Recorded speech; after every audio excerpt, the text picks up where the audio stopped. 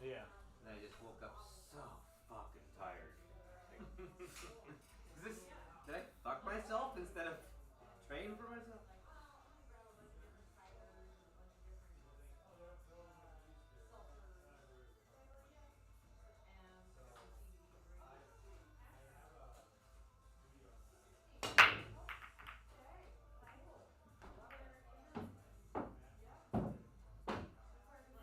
And like the great thing is that majority of the house is kind of like wonky, like it's been there and it's Okay. but you can see the years. So I'm just kind of playing with it. You know? Testing. Like these like things, like Testing. Testing. so I'm putting in these like built-in bookshelves, and I make it.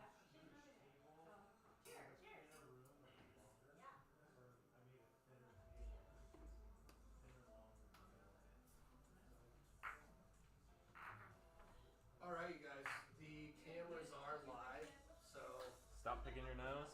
yeah, whenever you're ready to go, no rush.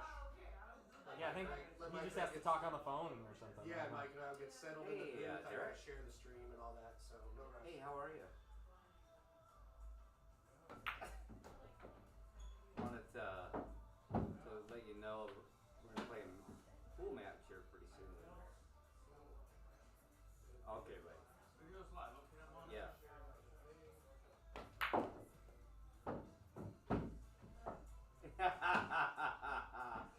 Okay, I will. I love you too, man. All right, right. Bye.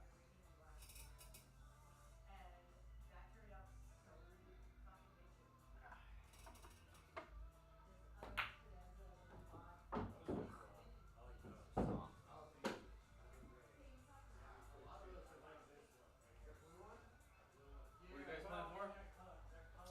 400. Race to 13, is it Yeah. correct, bro? Yeah. 10 ball or 9 ball? 10. We're adults. Yeah, he wanted to see us break around like dying rats.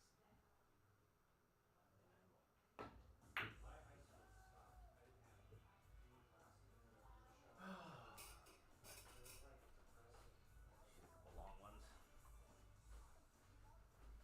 There's such a thing.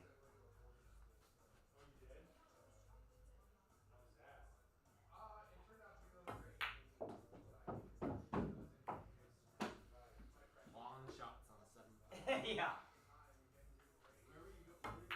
Brookman, what's your car bill? 662. But go ahead and put my peak in there. Kaz, what's yours? Uh, I don't know. 672. I watched you play last night. It was the Fargo's up there. Or no, it was on the flyer? Otherwise I would not go. 400 in the middle.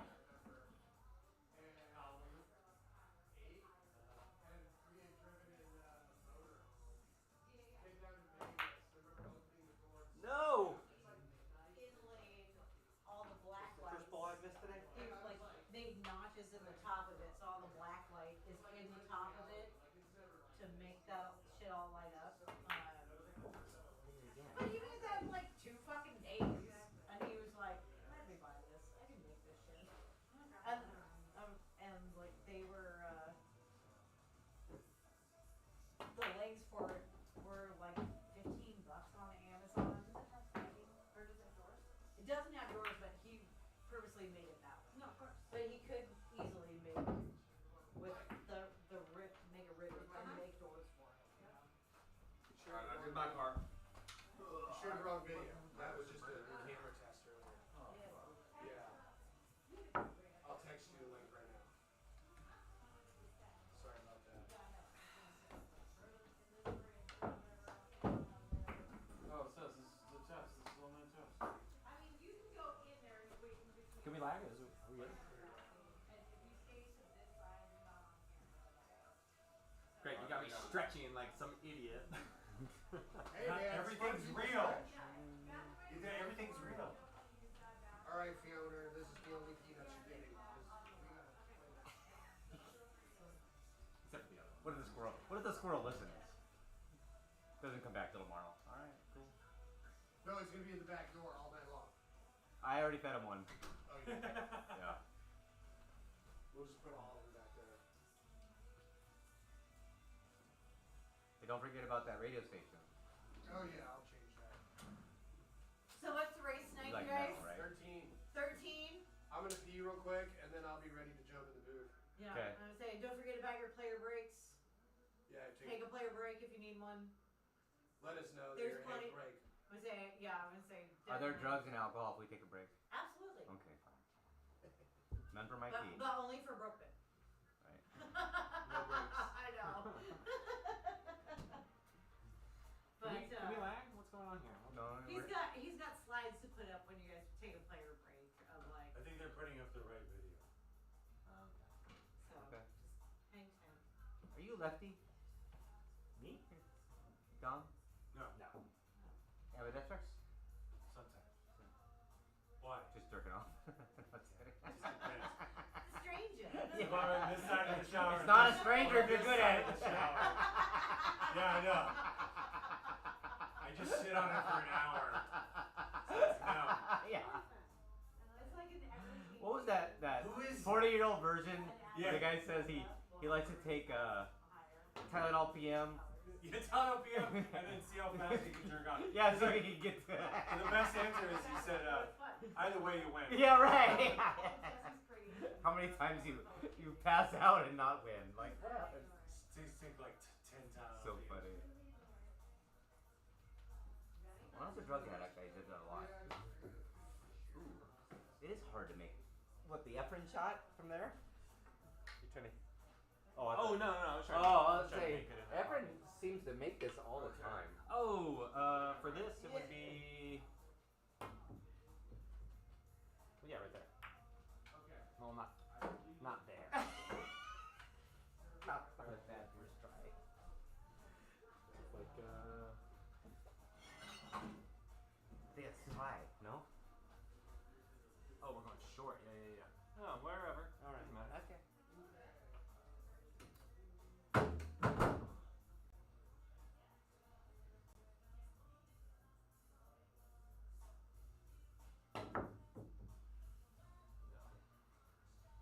I was right at the side pocket. Like that was the. That's what line. I'm saying. Yeah, I was like, oh, shit. Tough.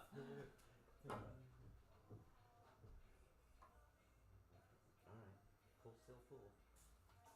Wait, are we ready now? I don't know.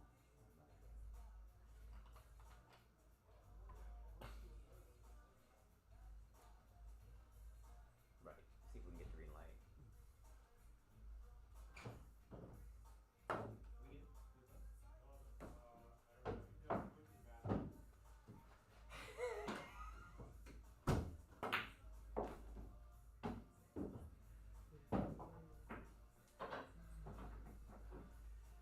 Playing cool right now. You know.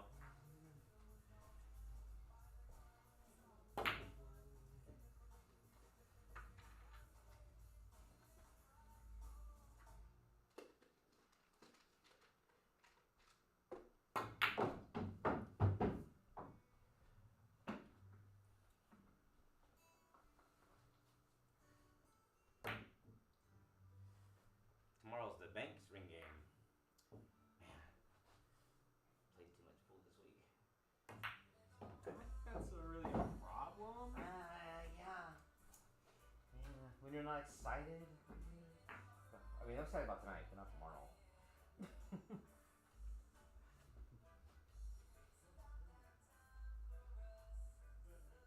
How old are you now? 36. Oh my god. Socks over here.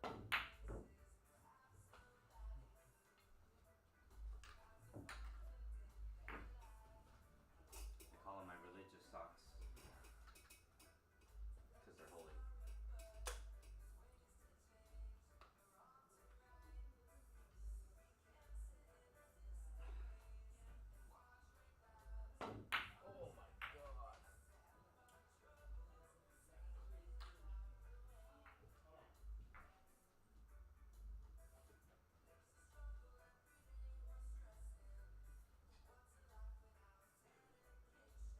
You see that kid that I Welcome everybody to another great Who's the Dominant Beast. This is Jesse Johnson. I'm in the booth with Mike Ditchman. Mike D? Yeah, Mike D. And between Brookman, Holmes, and Paul Marquez. Race to 13 tonight, Yeah. 10 ball, 400 in the middle. This is the big boy match. It is. And Brookman is the first beast that's returned. Very cool, man. Yes, he got me, as I remember. And I remember. Yeah, he shot, if I remember correctly, he shot in a really balanced fashion, Played safe when he needed to, got aggressive when he needed to. Yes. That was nice to see. I think he beat me the first 6 or 7 games. He had me 6-0, 7-0, something like that. Yeah, man. Well, you fought back strong like you always do. Yeah, I came back. I think I won 7 in a row and got back into it and then kind of dogged it at the end. And that's my sad story. So, yeah, we'll see how this goes. They are still in warm-up mode, it looks like. Right. Well, Do they know they can start? They know that they were possibly waiting because the toilet was thirsty for me. Okay, well, hey, somebody should yell at them. Yeah. Let's play some pool. I'll go yell at him and we'll get going. All right. Brookman is trying the cut the ball up the table shot. We're all set. So please start whenever you're ready. Starting a little later tonight. This is a 7:30 start time. We do a lot of 5 o'clock start times. So 7:30 traffic's a little better, so that's kind of cool. Yeah, it seemed like that was the time that worked out for both these gentlemen. So No, that's cool. Paul is 672 Fargo. And look, his lag shows it. And Brookman Holmes is a 662 Fargo. Here they go. 10 ball. I'm sure everything counts. Paul isn't willing to put extra rules on stuff, so I can't imagine they got any caveats on the 10 ball. It just is what it is. Are you playing 10 ball, you play 10 ball. You don't want to play 10 ball, play 8 ball. absolutely. You don't want to play 8 ball, 10 ball, play 9 ball. Yeah, no change in the rules. So here we go. Paul got the break. Now, what do you think the two differences is between the way they play might be? Finesse / personality. Brookman, very into drills. Very, very in form at all times. You know what I mean? And Paul is definitely more of a finesse player. We'll have to see how the two styles measure up to each other. What are your thoughts? Yeah, kind of the same. I know Brookman, he's one of those players that can just enjoy the game for taking drills, playing drills a lot. Right. So he's definitely, I would say that Paul has been the level of player that Paul is for longer than Brookman has been the level of player that he is, right? Yes, definitely. But that just goes to show how much work Brookman put in a short period of time. Right, no, I agree. Does Brookman have a table at home? I don't think that he does. No, I don't. I don't think so either. But I know he definitely, when he goes out and spends time at a table, it's very deliberate. Yes. So he gets the most out of it. He doesn't just go and throw balls on the table and wax at it. He's a Robin Dreyer student, right? Yes, he is. Yeah, and I think he's big into that, to following the form, you know what I mean? So good for him. We'll see how that pays off tonight. Mm-hmm. Looks like he's got a shot at the one, or is the one in the side pocket? Looks like that's the the ones 9. he's got a shot at, yeah. Definitely got a shot on the one. A little tough to get shape on the 2 ball. I would say just drawing it back pretty much. We will see. Oh, that's a long stroke for draw, though, so I don't think he's drawing it.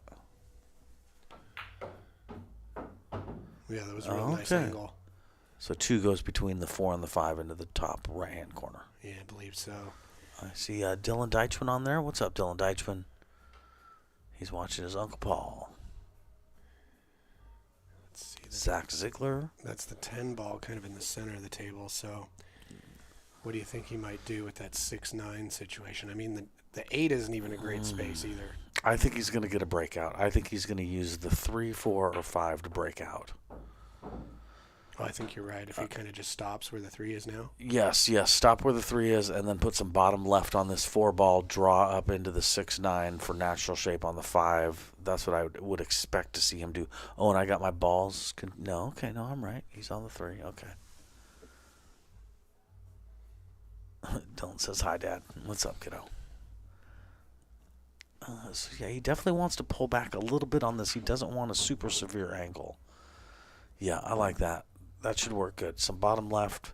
Maybe even hit the rail first and then the 6 ball.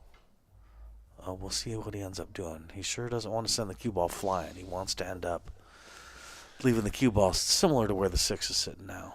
Well, I think this is a good shot because he might be a little flat on it, but that's going to keep the cue ball roughly around where the 6 is for the 5. I completely agree. All right, now he's tree-topped. But I think he can still stroke at it. It just makes this a little more difficult. I would say medium stroke on this 5 ball and just try and leave the cue ball around where that 5 ball is. Probably not try to do too much with it. But We'll see what he's feeling like.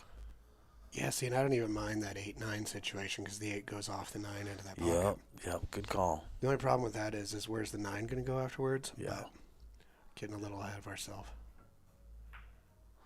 All right, so that's what I thought he played. That's just nice and smooth. Going to need some top on this 6 ball to hit that top long rail and come off of it for shape on the 7, I believe.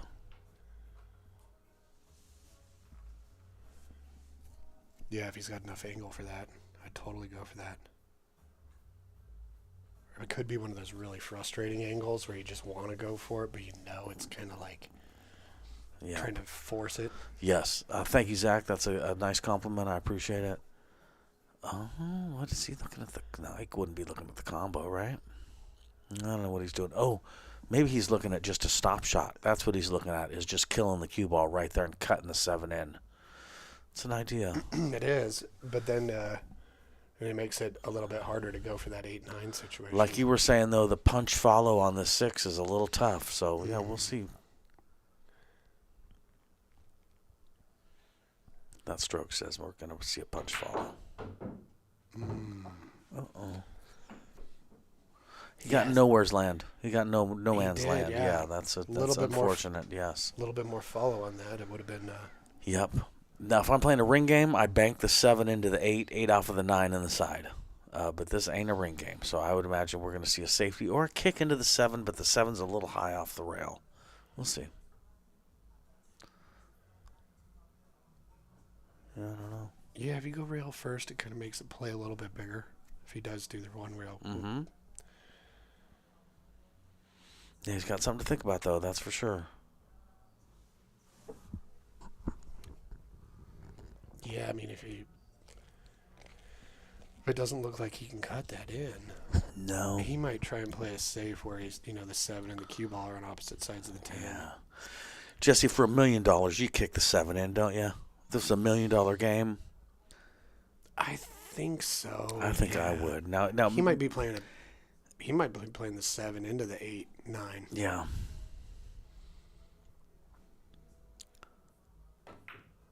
Okay, so I believe that he was trying to cut that in. Oh man. That went askew on him. Yeah, I think for me, for $1 million on one game kind of a thing, I'm kicking the 7 in because it might not go, but I mean, I think it was the best shot. And then certainly looking at how this went, that could have gone better. All right, Paul's thinking about 7 off the 9 in the side. Jesse, I like your shot of 8 off the 9. Well, if he does that off the 9, he can just roll forward for the 8. Then he's got the 8 down in the corner, and he's right there for the 10. I agree, as long as he moves the 9 out. There's just a lot of moving parts on doing it this way. Right. That's why I kind of like your style of doing it. Because, what if the 9 doesn't move out of the 8's way, which it will, but, cue ball, you're going to want it to land on the rail for an easy shot because that rail shot can be kind of tough. Yeah, we'll see. But Paul is very good at pooling. Oh, so, he might go 7 off the 8 and then off the 9. That's a lot of moving parts, though, like you said. Oh, he got the 9 out of the way. Okay. All right. Well, that's how Paul liked to do it. Yeah. So yeah, he's got to bang off of this rail and get shape on the 9. I like his pre-shot routine.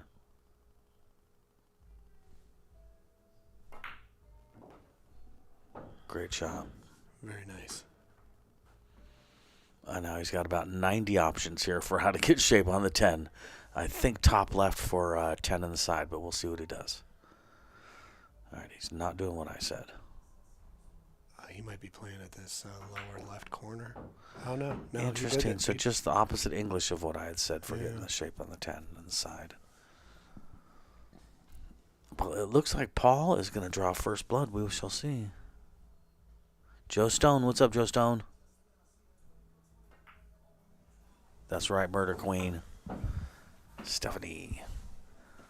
She's the queen of murder. Yeah, absolutely.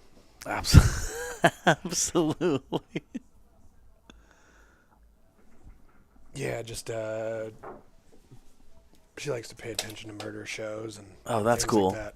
That's cool. Yeah, which I used to kind of think like, oh, you pay too much attention to those. What's that about? But it's, it's just be aware of like what's happening and how not to get yourself in a Murdered? yeah. Yeah. How How about that? oh yeah, use the buddy system when being out in the forest alone, or Yeah, right. Yeah. you know, I'll buy that. mind your surroundings in dark parking lots. It reminds me of I'm watching the Dance of the Dragons on HBO, and I got no idea what's going on in that show. I'm so confused. That and Umbrella Academy, those shows, I don't even know what's going on. I like both shows, and I have no idea what's going on in either one of them.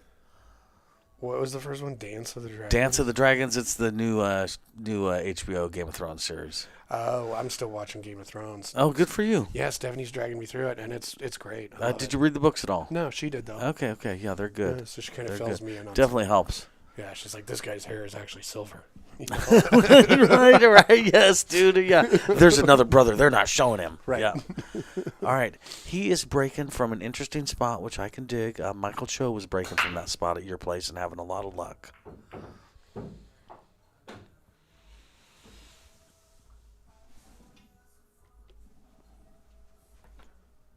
Can't forget to do the score, right? Oh, good call, man. Sometimes it takes a second to. There's a little lag sometimes. I didn't want to do it. I'm glad you thought of that, though. Later when they were finished, and we'd be wondering why they were quitting early. Dude, doing commentary at Derby City Classic for one pocket. Oh, my God. I can't tell you how many times I screwed up the score. All right, bank the 1 in the side. I think he left himself a bank on the 2 in the side that gives him no shape of the 3 ball. So I would imagine we're going to see a safe here.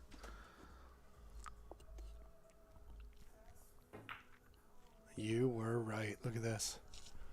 That's pretty good. I think he... That was a good disciplined shot. Mm-hmm. Didn't move the cue ball very much.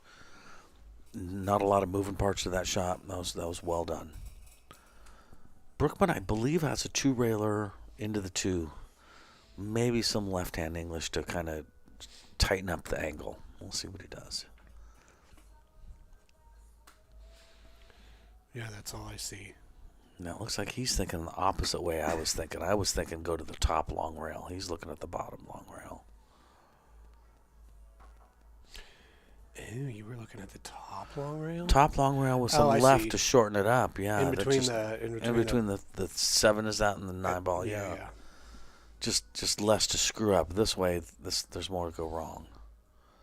Well, it's a smaller ball this direction. Yeah, that's true. Great hit. Great slam. Yeah, he hit that right in the nose, didn't he? Right. But now that you say that, going the other way, going off the top rail, I think some better things could have happened with where the cue ball could have finished. Yes, I like my idea better, but Brookman beat me, so Yeah. keep that in mind. Oh, that is some good table management right there. Mm-hmm. Paul knew that was scratchy, but he did what needed to be done. Well, he also got on the good angle of that, so he's not going to draw into the 5. Yup. Yeah, good point. Good point.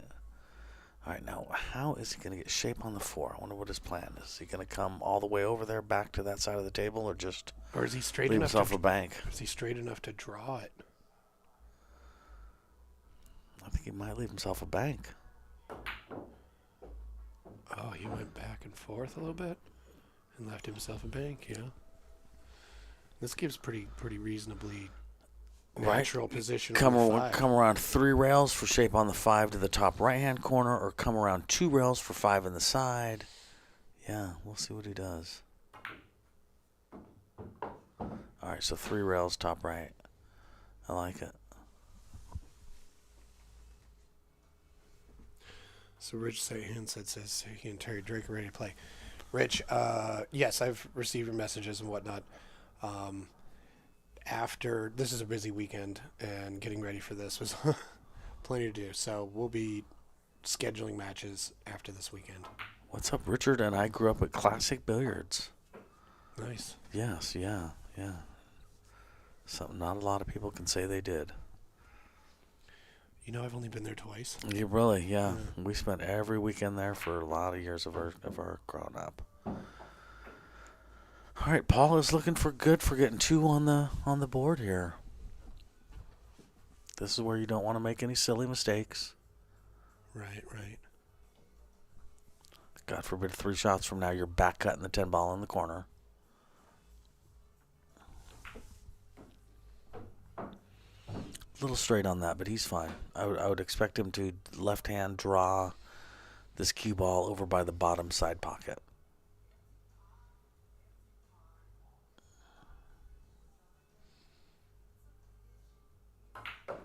Ooh, straight back. Okay. Hey, great shot, man. More than one way to skin a cat, as they say. Mm-hmm.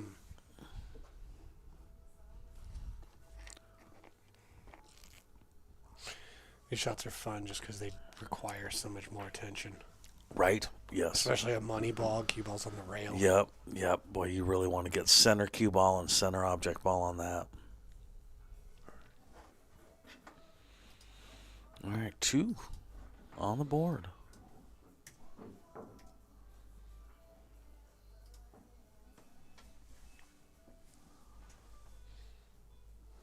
We got a Banks ring game tomorrow night. That should be exciting. You know, I'm looking forward to that an awful lot. We played some Banks yesterday, and never played a Banks game before. Oh wow, okay. You know, but a couple racks in, started to kind of get the hang of it. Very cool, man.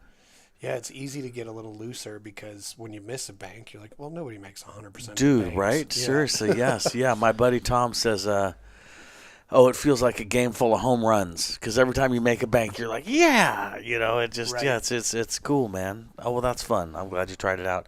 I'm not sure if I was planning on bringing poker chips tomorrow. Is that still the plan? Yeah. Okay, cool, man. Yeah, $100 to get in, and everybody gets $50 worth of poker chips. Should be good. Oh, that's a pretty good break. Yeah, shape on the 1.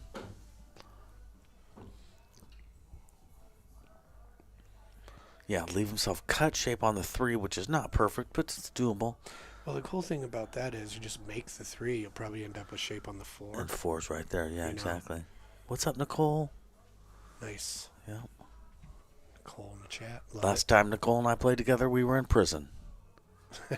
You can't like say that about everybody, right, Jesse. Right. Yeah, you can't say that about everybody. That's so true. But so I got to say it when I can. That sounds like a real fun event. Yeah. Oh, it is fun. Yeah, we go in and play the prisoners at Oregon State Penitentiary. Yeah, it's a lot of fun. Those guys go way out of their way to make sure you're comfortable and not scared. They know that it took some guts to get in there, and yeah, everybody's super nice. Like I say, they really go out of their way to make sure you're comfortable and feel safe, and everybody's just nothing but friendly. Well, that's awesome. Yeah, it's a cool event. Been doing that for quite a few years now. Yeah, it's neat, man.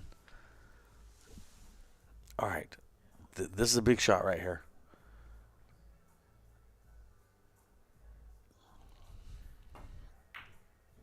Oh, wow, he nailed it. Yep.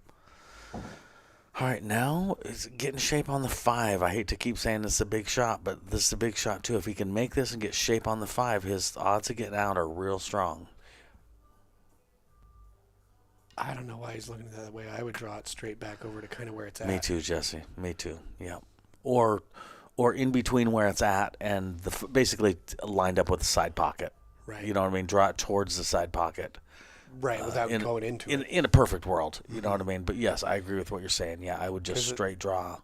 Yeah, as long as you clear the 7, then the 8 will either help you or stop the ball from getting too out of control, and the 6 is by that pocket. Right. Nicole, I don't know for sure that it's winner break, but yes, it is because Paul won the flip and then he broke again. So yes, Nicole, it's winner break.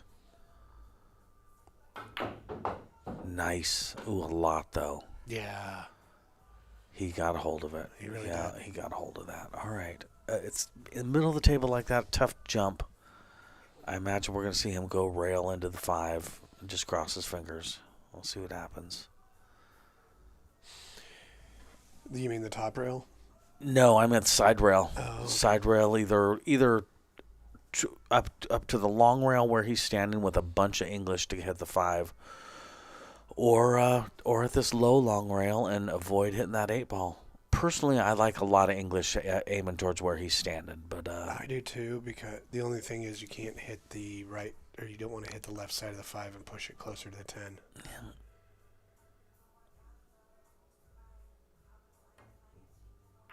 Oh, and he Oh, made my it, God. and he used this. Dude. Oh.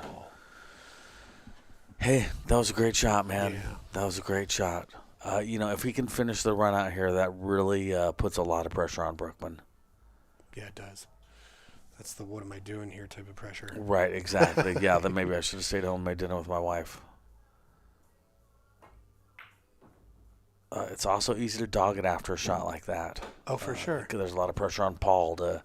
You just did that. Now Right. you're gonna miss. You missing straight in now. What are you doing? Well, you don't. Yeah. You want to do justice by that shot. Right, exactly. Make it look like it wasn't luck. Right.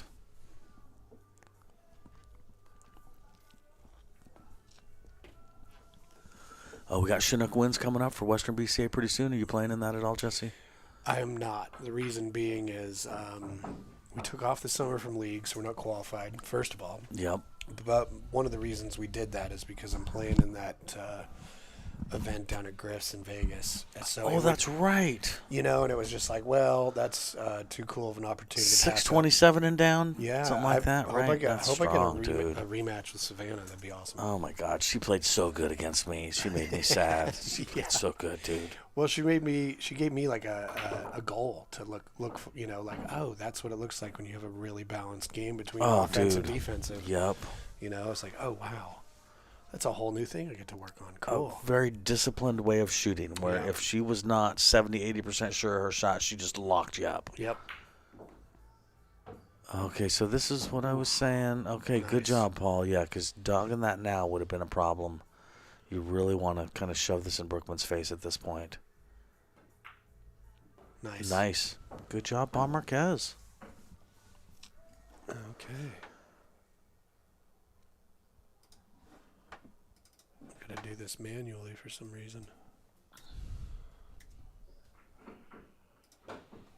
It's just part of the game, isn't it? I mean, what part of streaming is it's just, something's always happening, something's always coming up. Right. The alternative is maybe it works mobile where it doesn't work there. Yep. We'll find out. Doing the stream with Bad Boys for all those years, and it's been a while. They've been doing other stuff. I can't tell you how many times things would go wrong, and I just have to go running and looking for Rick, basically. Being like, Rick, help. I don't know what happened. Yeah, it's just part of the... Computers are weird. Computers are kind of like cars, really, where every once in a while, something just stops working, and you got to solve the mystery like your Scooby-Doo. Right, there's a ghost in the machine. Yeah, man, exactly. Yeah, last week it was the audio mixer didn't want to connect correctly, and I had to actually stop and restart the stream. Then one of the cameras went bad this week, so got it, a suitable replacement so we could do this stream, and then that one, it'll get sent back from being replaced, and we'll have 3, so that's cool. Right. All right, still, I think he switched sides, but same concept, breaking with that cue ball in the middle a little bit. Like I say, we'd watch Mike Cho break from here, and it went well. The matchroom break box location. Yeah, it's a little dangerous. Yeah. But like I say, it works so good for Mike Cho. Now, after that break, we may see Paul switch to more of a traditional magic rack break. We'll see what happens, which would be like dead on? For 10 ball dead on, yeah. Right, so by pulling it away from center like that, he's trying to swing one of those second balls into the side pocket. Yep. All right, here's Brookman's time to shine. If he's feeling wacky, he could do a slow roll on this one ball and leave himself the 210, but he's not going to do that. This is a very run-outable rack. Yeah, he can just punch off this bottom rail. Yep, and then the 3 leads to the 4 if you do it right. Yeah, 5's maybe a little tricky. 6, 7, 8 are great. Okay, so he came up short on that 2. Now that is 2 is still very cuttable in the bottom right-hand corner pocket.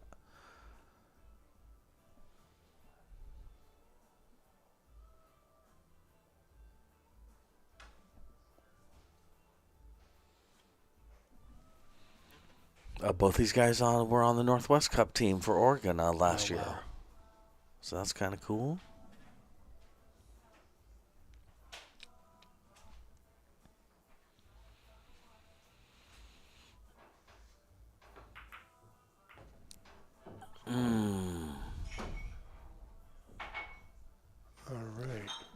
go off that 8, right? I was just going to say 3 off the 8 and bring that cue ball back down table for 4 on the side.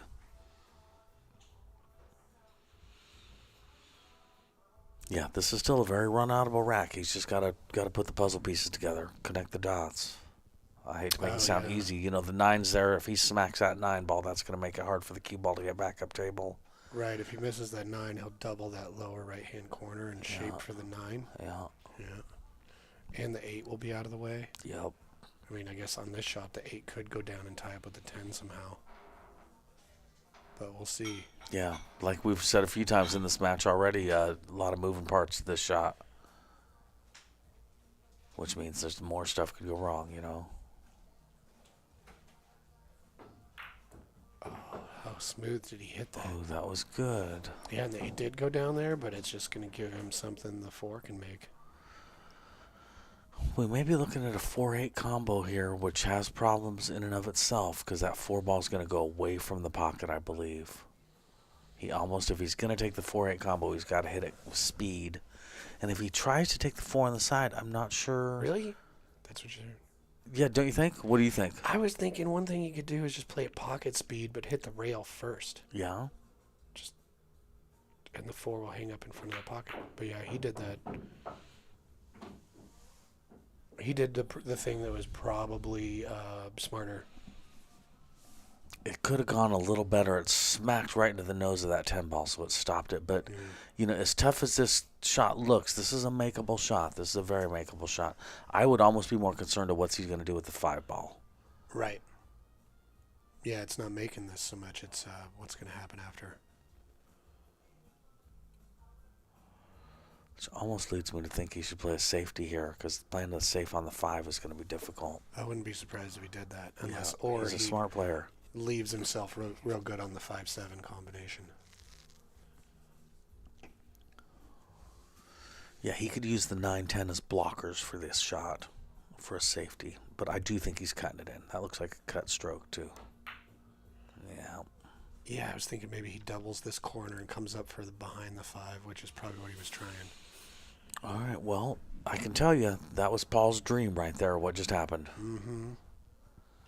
Yeah, leave himself in a position where not only can he make the 4, but he's got natural shape on the 5, which was his trickiest ball. Not saying it's a hard ball, but it was his trickiest ball for getting shape. Oh, I'm surprised he hit that. I would have thought he wanted to stay under the 5. He must have just not been able to, speed-wise, and still pocket the 4. All right, we're going to see a combo here. Yeah, now this angle, it seems like the cue ball is going to go in a direction that's favorable for what's going to happen out. Yep. It was a great shot. He managed that shot very well. Yeah, he did. Yeah, he's looking to get to 4 here. Shape on the 9's real important here. Obviously, he's still on the 5-6, but I'm just planning ahead with 2 ducks. I'm less worried about that. Oh, that was interesting. He went high inside. Yeah.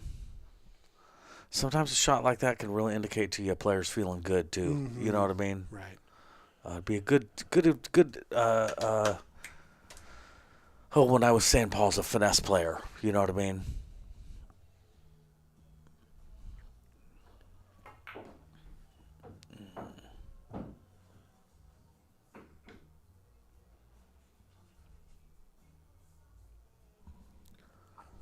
Well, Now, I think with some right-hand English, he puts the 10 right in the same pocket as the 9, but he may have a different plan. No, he just that was it. one Yep. rail. That was real nice. Yeah, that's what I was saying. Yeah, right-hand English and get right there.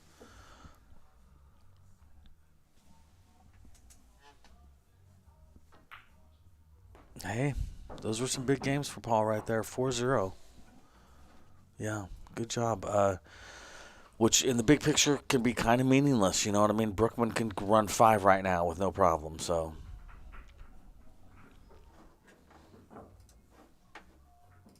we shall see.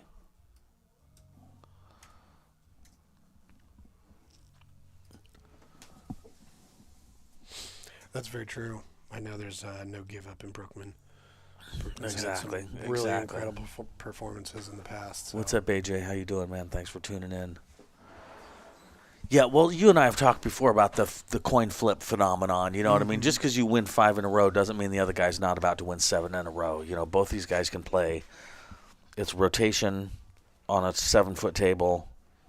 Anything can happen.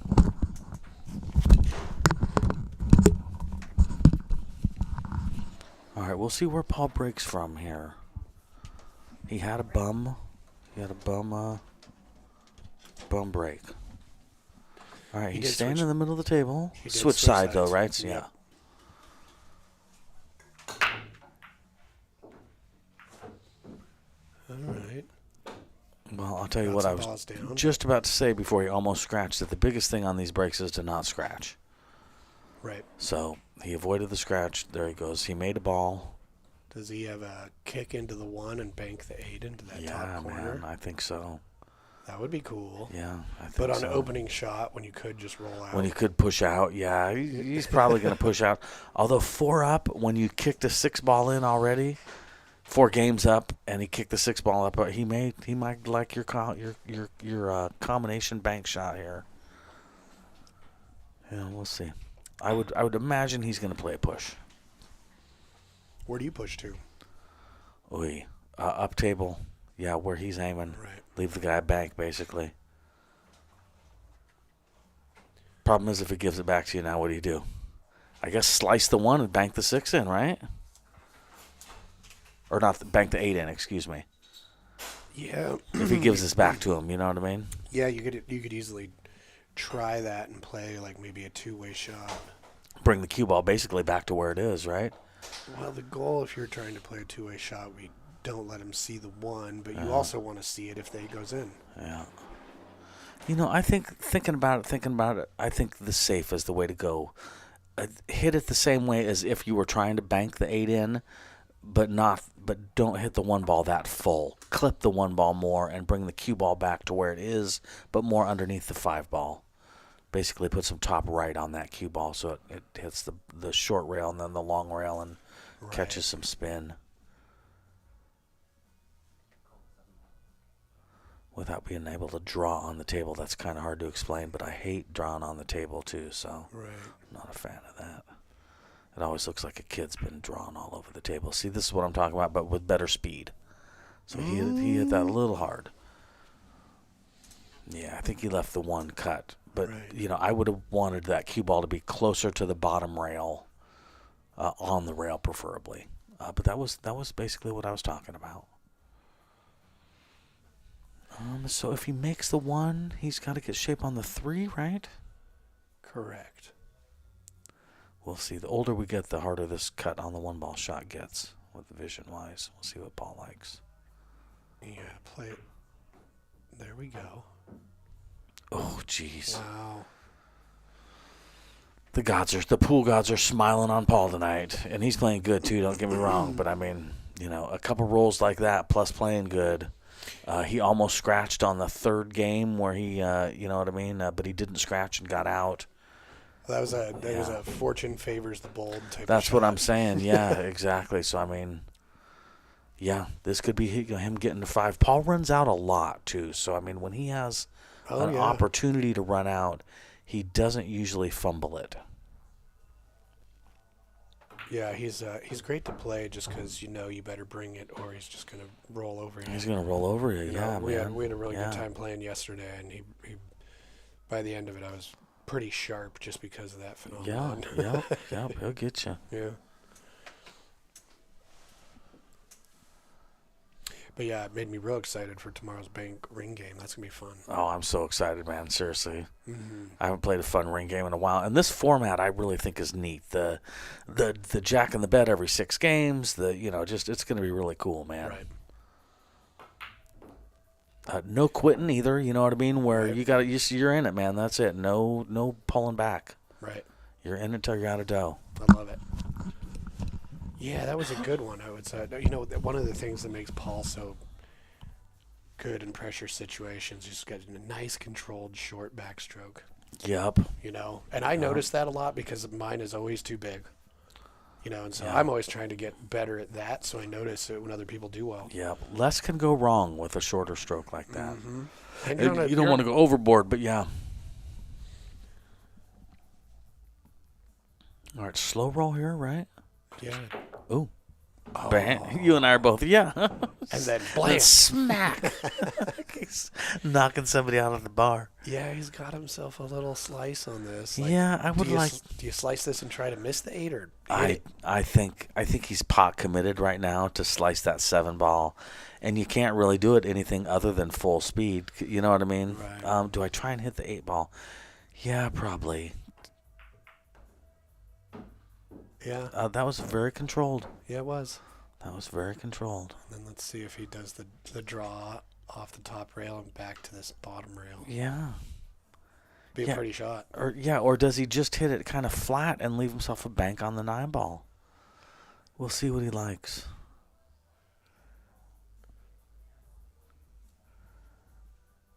All right, looks like he's drawn to that top long rail, but is he drawn soft or hard? Okay. Hard enough. Great shot, Paul. Yeah. Great shot. Okay, this is a deceptively difficult shot here. Easier to hit the point than you think it is on the side pocket. Right. The good news is you just have to worry about object ball, though. Yeah. Yes, yeah. You're going to get shape on the 10. That cue ball's going back and forth, right, no matter what. Yep. Dude. Hey, Paul's playing good. Well, Paul's been excited for this match. I think he's been looking forward to it since Brookman played. Yeah. The first one. Yeah. You know, because Yeah. Brookman played well, and Paul was like, I want some of that. Way to go, Paul. Paul's playing like it's 7:30 and his bedtime's 10. And it's 40 minutes to get home. Yeah, good shooting, Paul Marquez. Yeah. That's my guy right there. Yeah, he's not really taking any prisoners. No, he's not. 5-0, man. Race to 13. Yeah, he's going to be halfway towards the win here pretty soon. Yeah. Yeah, Paul's just out to put his boot on a throat. Yep, yeah, seriously. But like we said, here in a second, Brookman could run 5 or 6 in a row too, so it's hard to say. Yeah, what are some of the notable wins that you've seen Brookman pull off? He's played Stan. He's played some top people. Yes, Played well, I right? know he did real good in the Northwest Cup. He had a great showing. Yeah, I'm not sure how much he likes the drills, man. Yeah. He likes drills. I think he plays at the Trough. Okay. I think the Fargo may come from a lot of Trough matches, but I really, honestly, man, I don't know. He's a married guy. You know, I'm not sure how out and about he gets. That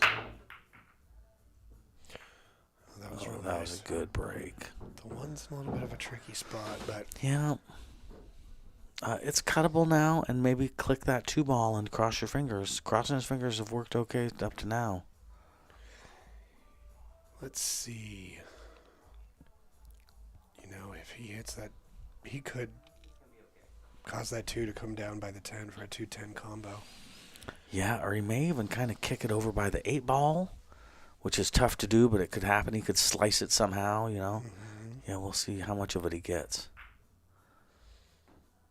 Yeah, he hit it a lot thinner than I thought. He did, yes. All right, he's got a half a pocket to bank it to the side, or he can play a safe. I got to wonder if he's going to play a safe here. Banking a half a pocket is tough. It looks like I think he's going for the bank. It looks like he's going for the bank, Jesse. Yeah. Well, 5-0, why not? Dude. Fortunately. Nice shot, Paul. And looking at the path that it took, he may have had more than half of the side pocket. It looked like he had room to spare, to be honest with you. Right. This shot is a little tricky. I wouldn't fault him for playing a safe here just because shooting a 3 in that corner. Yeah. It's a back cut. He's playing so good, though. I think, he's playing so good, he kind of has to go for it. Right. But that's the kind of the thing I was looking at. You got to Yes. float that window in between the 7, Yeah. 9, and bite the rail and hold it a little bit. Not a lot of amazing safeties here. Not a lot of safety options. Right. He could play the angle where he drifts the cue ball over, nestles up behind the 10.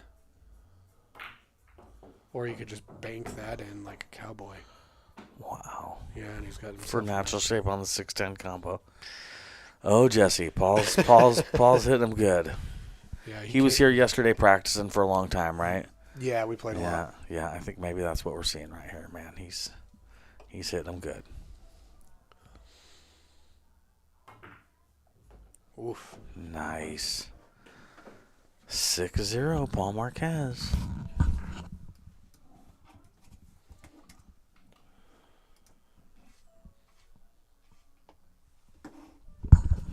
Now, the trouble Brookman's going to run into now is Brookman has not hit anywhere near as many balls as Paul has. So, I mean, the more Paul shoots, the more he gets in stroke. Brookman hasn't broken yet. Yeah, I mean, the only Brookman was here for a while getting used to the table beforehand, because he knew the cloth is only 3 or 4 weeks old. But it's playing real great. And warming up is different than playing the match. Oh, for sure. You know what I mean? Yep. Getting in stroke, sometimes you can only do that really by playing in the match. Right. And momentum, and all right, 6-0. One of my issues with wearing a glove is what we just saw, is that you have to take the glove off really to rack, and then you got to put it back on.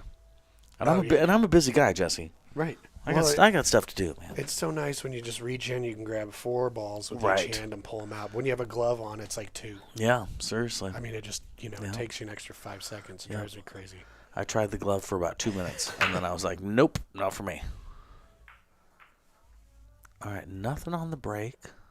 The glove makes it feel a little more formal. Yeah, Like, that's it's like, true. It's like the tuxedo of Yes, hands. yeah, you right, know? yeah. I used know what one you for a mean. little while, and for a little while, that psychological part of it, I was just Right. like, put this glove on. I'm playing pool now, right? ready. Yeah. All right, well, let's see what Brookman does here. You could float that 1 behind the 4 and tie it up behind the 6-8. Yeah. That would be really cool. It's a delicate shot, but it's not outside of what Brookman can do. I don't know if he'll see that. He might see something I don't even see. You could also thin it and put the cue ball kind of down that way. And That's what I was wondering. Leave the 1 over here. Yeah, because then you're using the 9 and the 6, I believe, as blockers, or not the 6, whatever that Robin's Egg blue ball is. I can't quite tell right now. Oh, there he goes.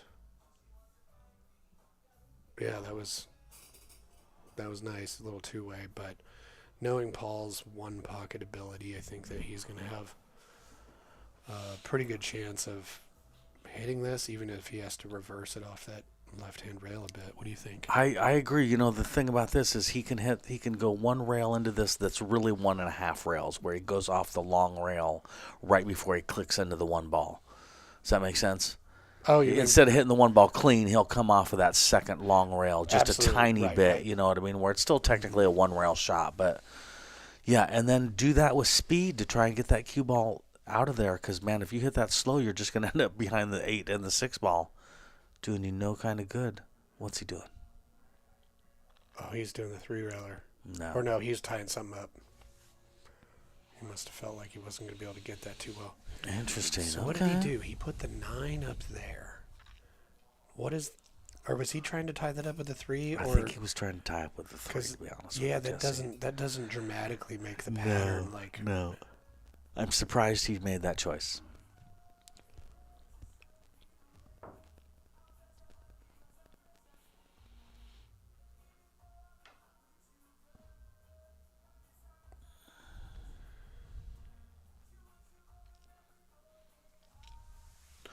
Yeah.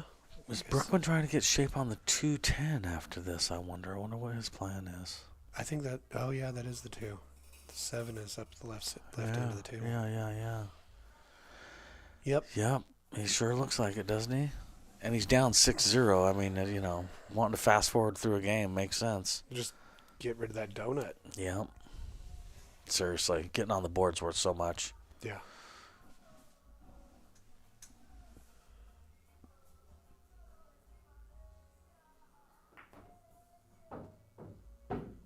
Oh, he did a great job. Great shape, man. Great shot, Brookman. Well done.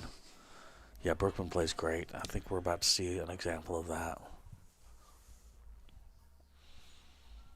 Yeah, the score is just testament to the fact that Brookman hasn't settled in quite yet. Right. Or really had many opportunities, Jesse. Paul's getting out. You know what I mean? It's, Paul's a smart man. He knows not to let Brookman at the table. Right. Exactly.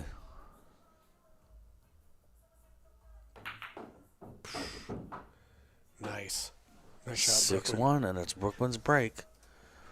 Yeah, now's the time for Brookman to make his point. Break and run.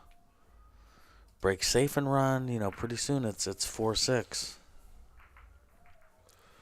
Say what's up, Mike D. What's up, everybody? How y'all doing? I like it, man.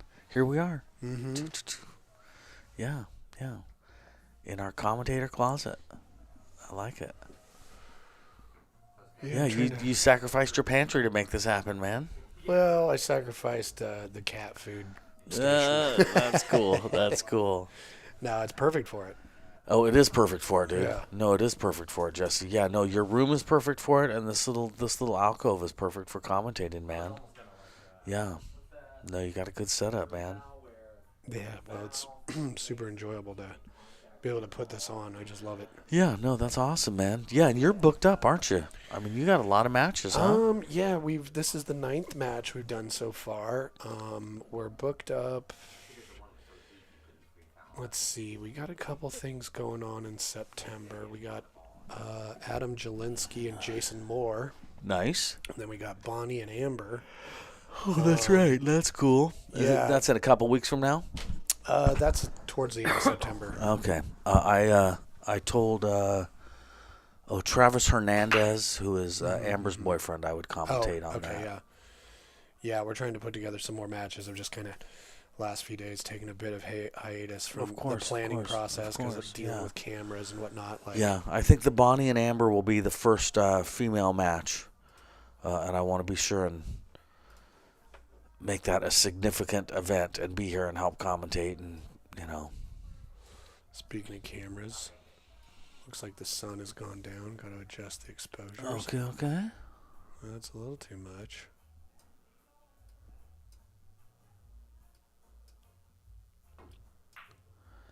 Oh, nice shot. Almost. Oof.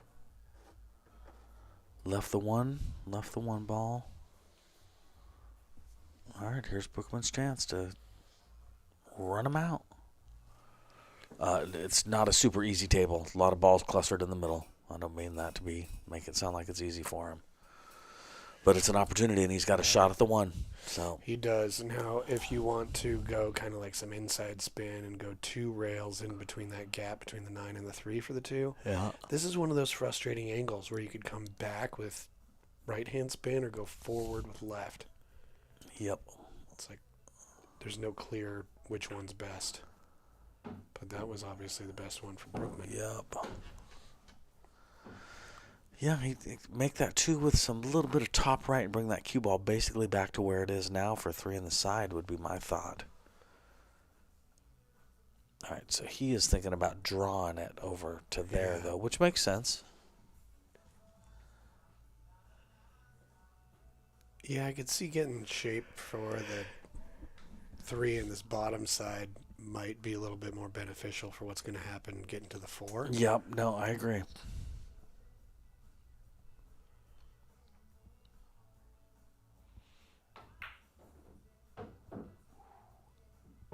Unless you go too far. Yeah, dude. See if you go too well.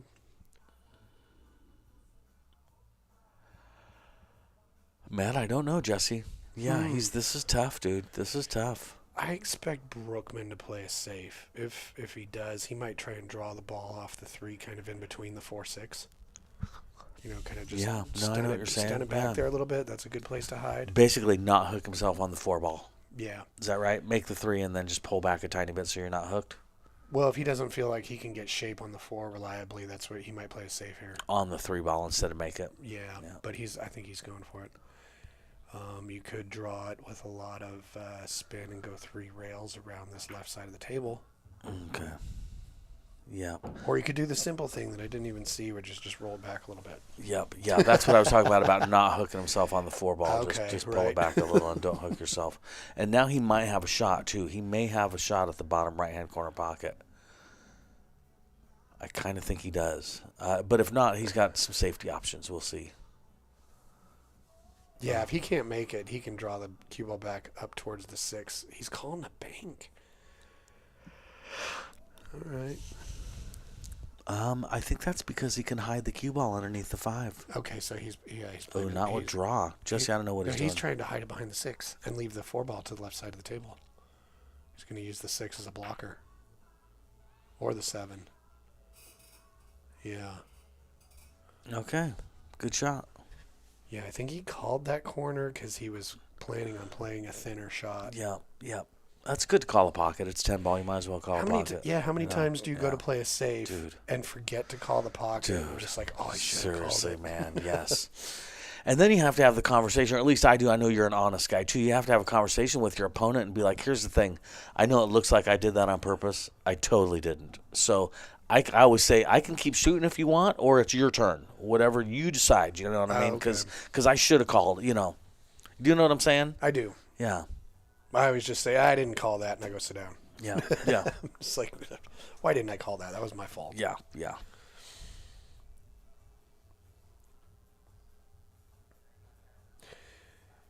That was a good safe because the 4 is in like the middle channel of the table, so it makes it a small ball. This is almost not hittable. It's hittable, but you almost have to aim where Paul's standing right now and go 2 rails into the 4 ball. Yeah. Do you know what I mean? I'm not sure there's another way to go at it. You can go to this short rail on the left with a bunch of spin, or you can try and miss the. He's looking at that angle if he's got it. Yeah. Almost jumped that 7. Okay, he got it. Nice. And that worked out well. Great shot, Paul. It's a good hit, man. Yeah, do you think that 4 goes past that?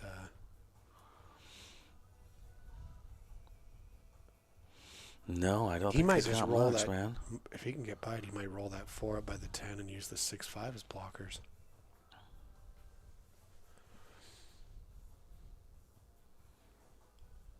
But he could be queuing up to look like he's trying to make it. Or he might be hiding behind the 8. That's what he's doing. Yeah.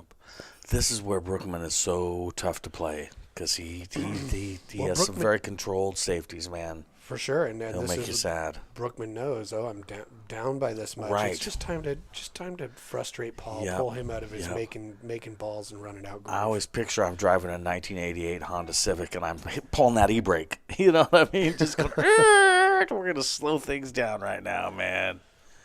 Yeah. If you beat me, it's not going to be by running out time after time. We're going to slow this puppy down. Yeah, I would almost jump at the 4 and call the 4-10 combo, which is not going to happen. But, I mean, it's your best bet at really hitting the 4 ball, and you might as well call the combo. Yeah, and I like what you're saying about hitting the 4 towards the 10 because the cue ball's going to go to the other side of the table, and you have the 7, 8, 6. Yeah. You know, that's a nice little wall of balls. Yeah, now he is kicking at the 4 ball, not using the jump cue. I would like to see him use the jump cue right now. Me too.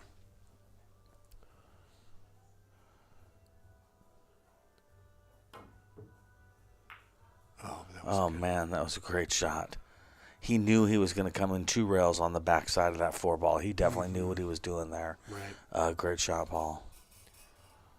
Yeah. All right, Brookman, opportunity again, right? Yeah. to get to that was a real 2-6, good hit, man. but yeah, you got to back up and go, you know what, Right. Brookman, you played a smart shot there. You got yourself back to the table. Yeah.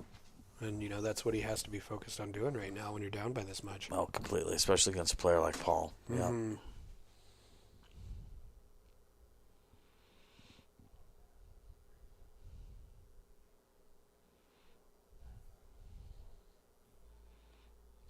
Yeah, it's almost like at their level in the game that they play now, it's not about who's going to outshoot who. It's about who's going to just play the smarter shot in those key moments. Right. And not make mistakes. Yeah. Yeah, all right. I think he has to take the cue ball after making the 5 go left in between the 8 and the 6 to make the 6 in this bottom right-hand corner pocket. Now, that's a tricky little way to do it, so I might be wrong. Maybe he's drawn to go in between the 6 and the 7. I don't know. We'll see. I think he's going inside to try and take the 6 in that upper side. but that means he's trying to hold it off that rail without hitting the 8, which, dude, that doesn't look. I mean, I'm guessing I'm going off. Yeah, see, he's shifted. He changed his mind. I think he's going some with what you were thinking. Yeah, you kind of have, whatever you do, this has got to be a precise shot. This is not a shot where you can be like, oh, I'll make the 5, cross my fingers. You got to have a plan. For real. This is you can lose this rack on this shot. Or you can also win it. Nice. Well done, Brookman. That was a great way to do that, man. Well done.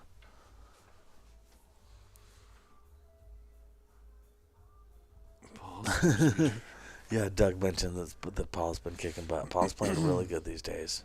Yeah, I think Doug tuned in for a little bit of my playing against Paul yesterday.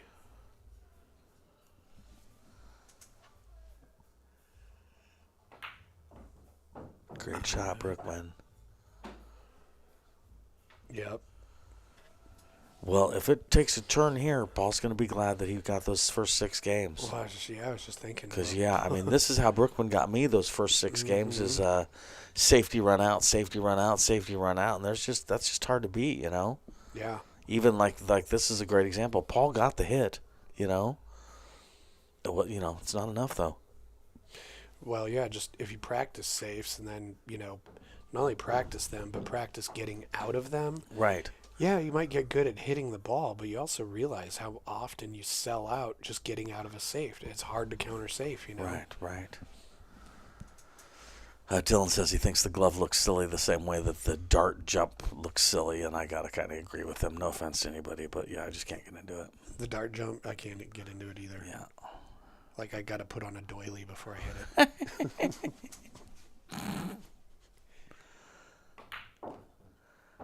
Oh, good shot, Brookman. Hey, I'm telling you. Brookman, he's like Wu-Tang Clan. He ain't nothing to F with, you know? Right. Yeah. All right, this is a little bit tricky, but I mean, this is super doable, especially his speed. Just center top, bring that cue ball back, leave yourself a cut on the 10 ball, or straight in on the 10 ball. But there's no reason to go super crazy, you know. He can just smooth the ball in real well, you know. Yep. Kind of reminds me man. of John Mora. Yeah. You know. Yep. He's got a long wingspan, really, too, right? Mm-hmm. Yeah. Well, he's also a runner, so he has that like lean, athletic physique, Right. which just Nice, Brookman, 2-6. Brookman's Nice. break. way to go, Brookman. Yeah, $400 in the middle. Race to 13, 10 ball. Tough action. I think I hear some people taking a break. Okay. Well, if we're taking a break, something I want to talk to you about is, if you know Stephanie, you know how much she loves to help people, and she especially loves her job because she gets to help people. So a couple days ago, the Fed chair, Jerome Powell, was giving a speech in Jackson Hole saying, hey, we've done a real good job at tackling inflation. So just like we've been planning, we're going to talk about lowering interest rates. I like it. So if you have never bought a home before, you're kind of thinking, I don't know if I can or can't, talk to Stephanie because she loves to help people figure that out. And she's also a big proponent of, developing personal wealth through real estate. So give her a call if you're thinking about it but not sure, because there's a lot of programs out there that she knows about to get people into their first home. So. I like it. She found this house for you, Yeah, right? Yes, she did. Right. If you're a pool player, she knows what you need. Yeah, absolutely. Size-wise of rooms, Yeah, she knew exactly what I was looking for and helped me find this, and we're bringing this to you because of what she has done. So, Right. Yeah, give her a call. Can I say she's beautiful, or is that weird? It's not weird. Okay, because she's pretty beautiful there, Jesse. She's Congratulations, the most beautiful person I've ever met. Well done, buddy. You're winning.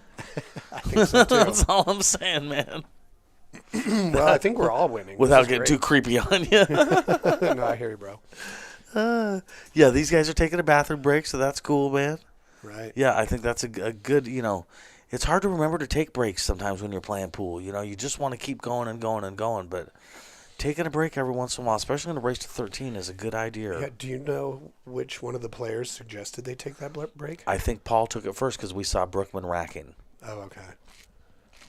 So Paul was like, "No, I got 6 games, and Brookman's building some steam. Right? Let's see what we can do." Yes. Yeah, he's icing him. Yeah, might be. Well, very But cool. That's why we say, hey, yeah, you guys take breaks whenever you want. Oh, definitely. That's a nice thing about this environment is, it's player centered. You know what I mean? Right. It's Mike D and Jesse Johnson. Hey, everybody. I know those guys. Yeah, I've met them once or twice. Right. When do you go to Griff's?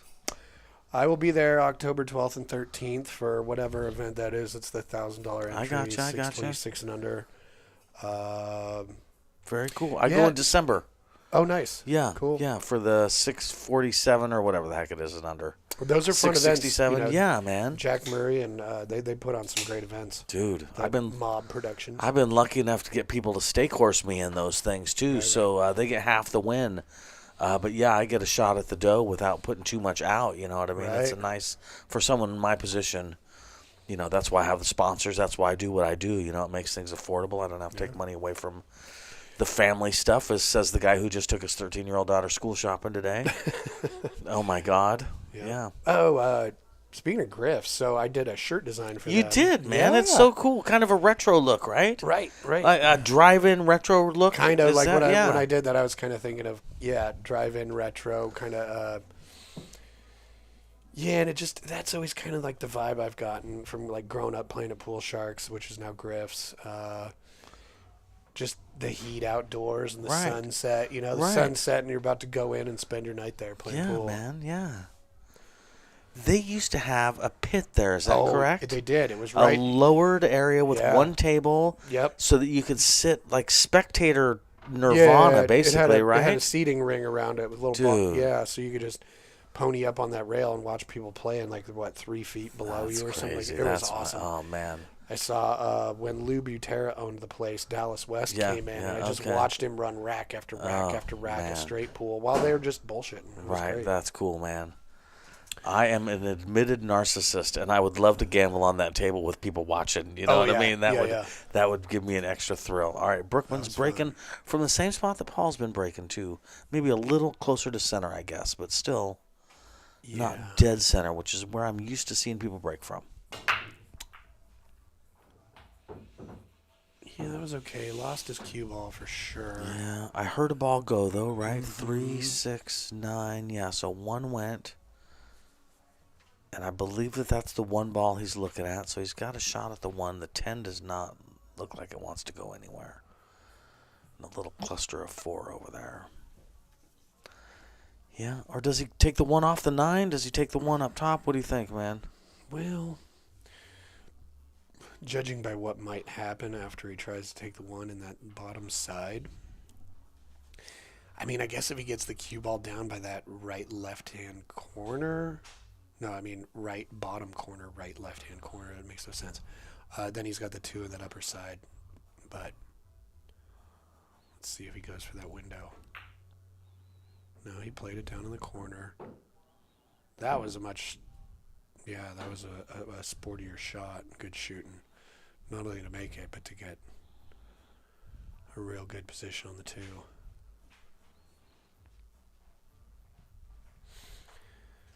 So this is pretty good because he just has to kind of make the 2 ball. You don't have to do too much with the cue ball, and you got a good shape on the 3. Leads to the 4. The 5 is right there. The 2 is going to be out of the way for the 6. So what's he looking at there? Is he taking the 2 off the 10 into one of the corners, or does it go? I think it just goes. His body language says it just goes, Jesse. Yeah, he just doesn't want to hit the 6. You don't have to do too much with this.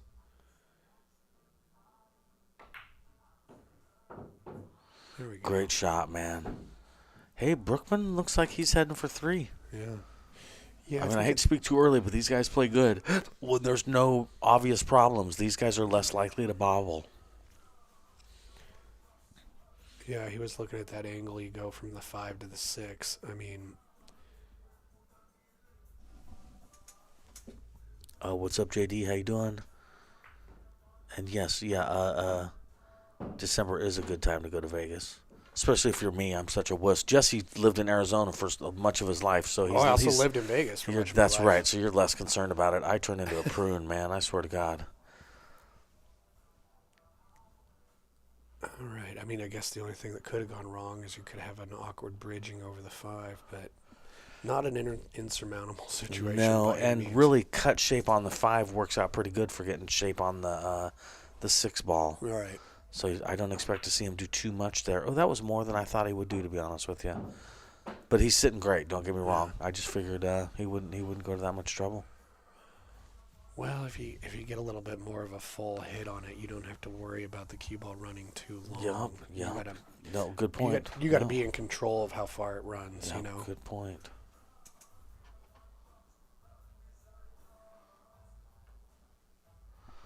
(6-2) race to 13. Kez in the lead. Very close, and Fargo scores 10 points away. I often think of Fargo as more of a window than an exact number. And so I would say these guys are both within the same window. I think of it as bus schedules. I'm going to be there between 7:10 and 7:22. You know what I mean? Right. You know, you start trying to think that you can put your finger exactly on it, and you're going to be sad. That bus is not going to be there at 7:10. It's going to be there between 7:10 and 7:27. If that makes sense. I spent a lot of time on TriMet as a kid. Yeah, I've always enjoyed it. Yeah, it worked really good. Back in the day, it was a little safer than it is now. Oh yeah. I look for him to get out now. Like I say, at this level, when there's no obvious problems, they bobble a lot less. The only thing I can think of is because the 6 is so close to the 10, he might not be able to double that pocket as sharp as he wants. Yep, and run into the 10.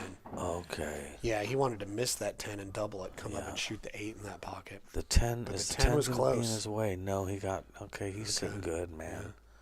Could have went a lot worse than that. Dude, this is turning into a good match, Jesse.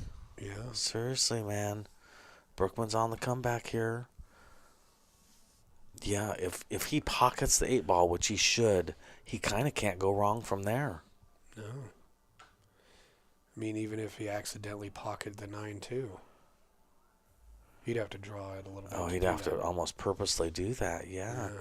I think he's going to get on the left-hand side of these side pockets, and so he'll kind of cut the 9 in just barely with nice shape on the 10 ball, with real natural shape on the 10.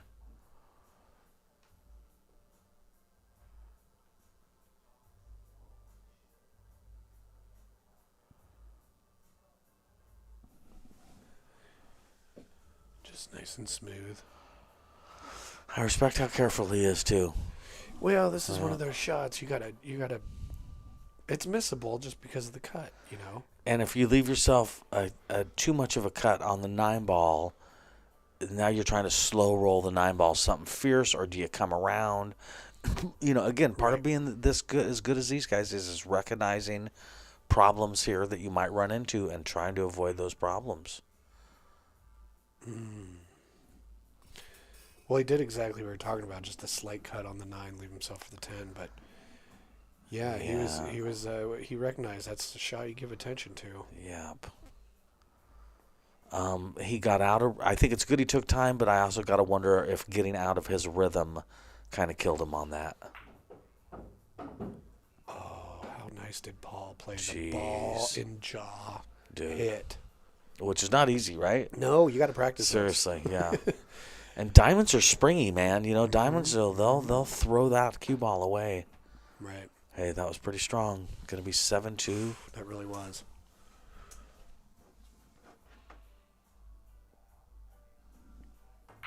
Nice.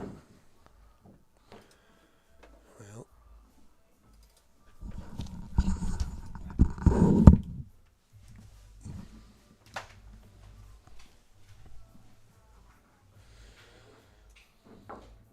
All right. Well, there was a key 8 ball to make for Brookman in his attempts to close this gap a little bit, because 3-6 is quite a bit different than 7-2. That's could be down by 3 versus down by 5. So what I think Brookman's the type of guy that miss isn't going to drag him down for the rest of the night. It's just going to strengthen his resolve.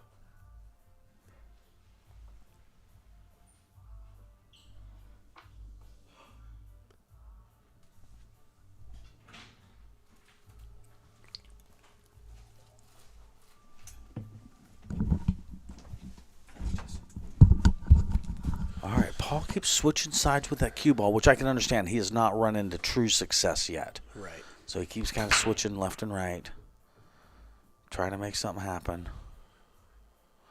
3, 6, 9, 10. Yeah, he's going to have to come up with a new strategy, a new break strategy. Because something happened, but it wasn't what he wanted. No. He's going to have to start breaking dead head onto the rack or something. I would expect to see some sort of change. That's what I would do. I would start with dead ahead and see how the balls react. Because, you know, like I know me, I have a habit of sometimes my Q-tip dives down into the left a little bit. Mm-hmm.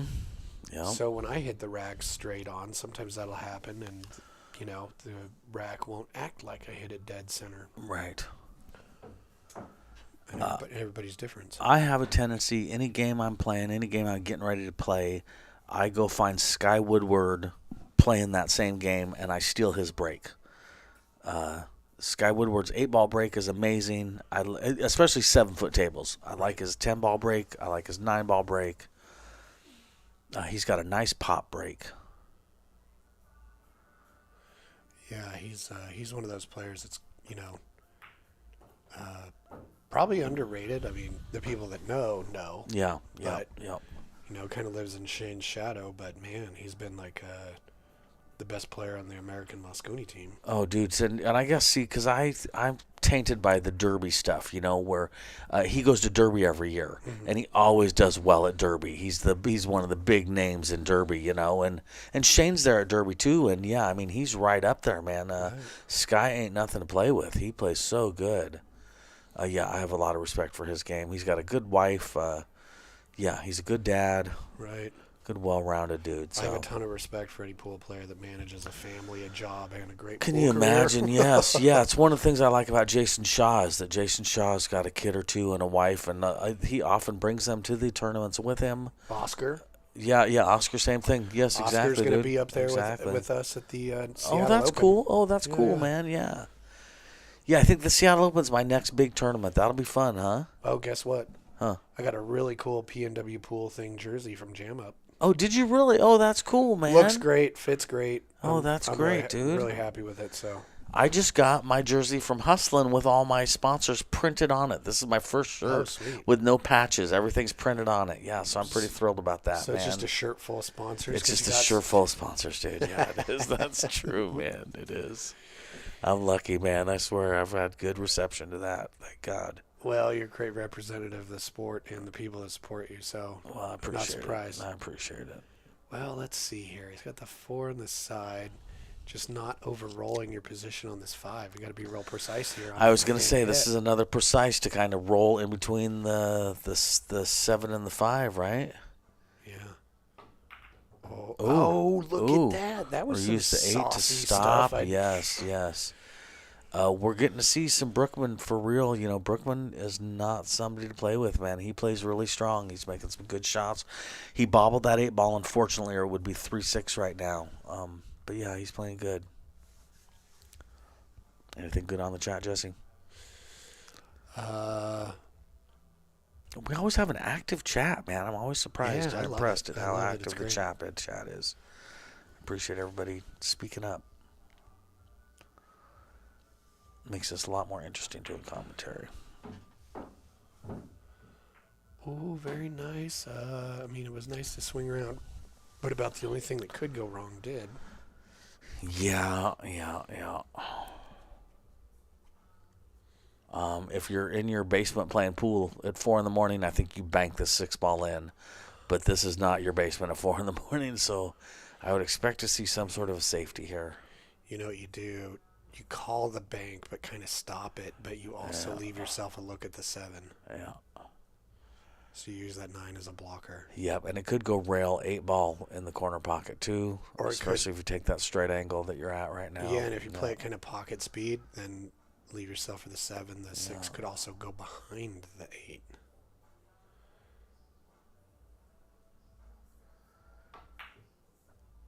Oh, that was a He great did leave it shot. behind the 9. Yep. Great shot, Brookman. Yeah. Yeah, he's putting the pressure on Paul, like we were talking about. He has hit the emergency brake, man. He is doing this one shot at a time and making Paul pay for it.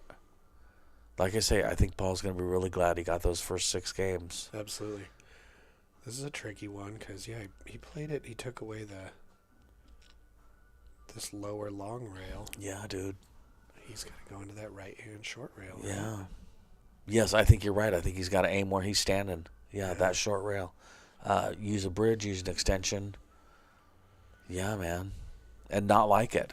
Because there's a lot that can go wrong. Especially stretched out like that. You can put inadvertent English on your cue ball. And you got a problem. Yep. Well, not only that, even if you hit the 6, it's not like they're laying such that the 6 can use the 8 to get into that corner pocket. That's also scratchable, man. Go off that 6 into the corner pocket. Yeah, if you glance the far side of that 6 ball, that cue ball's going in. Oh, this is an interesting way to go at it. 2 rails. That's probably better than the it's 1 less rail. scratchy, right? Yeah. Ooh, nice. Oh, that was a great shot, man. Now, I would imagine that we're about to see Brookman do a counter safe and put that cue ball under the 8 ball. Yeah. If he plays it right, Paul's going to be probably pretty challenged by the outcome. Yes, I think so, dude.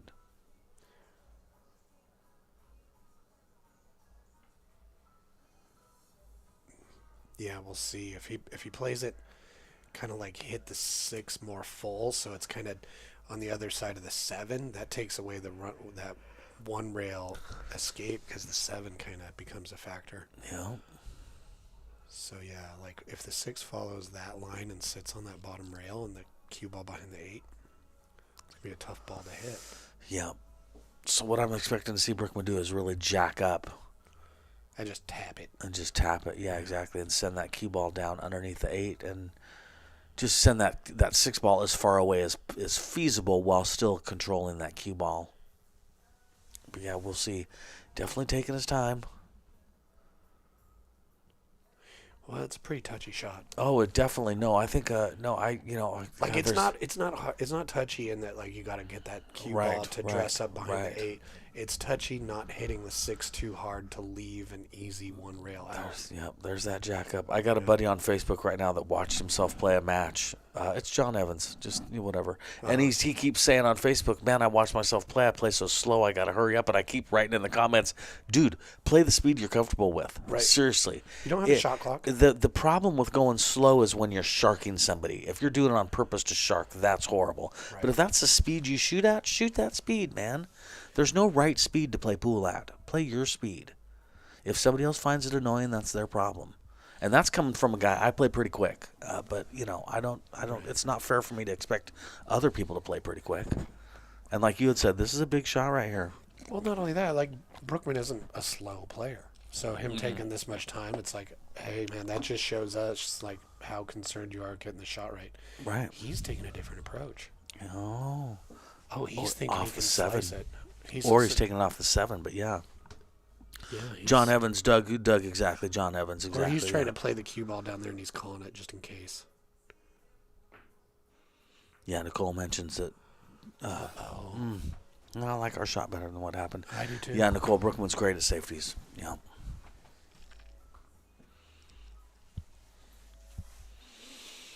All right, here's Paul's chance to get to 8, man. This 6 is a little touchier than it looks when you're actually shooting it. You don't want to slow roll this because it can get a little weird. I'm not saying hit it hard, but that was great speed to hit it. Mm-hmm. It's easy to baby that shot and end up messing up. Yeah, somebody on the stream says, or on the chat says, always play your game. Exactly. Yeah, for some reason, people who play fast think that they have the right to tell other people they can't play slow. Whereas people that play slow never tell anybody to slow down, it seems like. You know what I mean? It's a weird thing. Mm-hmm. That's how I feel about it. All right, Paul's looking good to get to 8 right here. I'd like, if you'll notice, he's getting close to his work. I remember Bill Crest telling me that. Get close to your work, especially on a 9-foot table. But, the same's true here. Might as well get nice and close to that 9 ball. Paul made a real effort to get that cue ball up. That was a shot that if you babied it, you have the right angle, but you'd be far away. Ooh. Well, He hit that a little hard, Jesse. he did, but, like I'd rather have this shot than hitting it too soft. Now have to thin slice your money ball in. It's a 7-foot table. You should make this ball 997 out of 1,000. Oh, 100%. Yeah, don't get me wrong. Yes. Nice. Yeah, I'm not indicating that he's in trouble. Just that, I'm sure. As that cue ball was rolling, Paul was going, oh, no, stop. Yeah. All right. Yeah, I still prefer that to, come on, get some legs, get some Oh, legs. dude, right. Is your back cutting stuff on a diamond table that You cut does back not cutting like your money it? Yes, ball? dude, Yeah, nobody wants to seriously. do that. Yep. I can't read what she said. I need my glasses. Paul once told me if you can't get good, get close. Yeah, that's true. No, that's true. 8-2. Paul in the lead by a long shot at this point. Yeah. Like I say, we started a little late, and Paul's playing like his bedtime's coming up. He's getting this job done, I'd say. Yeah, he certainly is. All right, he's still sticking with that break. Yeah, did he move even further from the mark he was at? Like a little bit further off center? Well, he parked it real well. That's a good start. But yeah, you really want to not leave Brookman an open shot and a wide open table. Yes. That 5's in a funny spot. He's got a 3-9 combo. Yep. But going from the 1 to the 2 isn't particularly tricky. Nope. No, I agree. I'd say the 5 is his biggest problem right now. Because, that 3-9 combo is not that tough. But we'll see. Nothing's easy either. We'll see what he ends up doing. Brookman studying the table.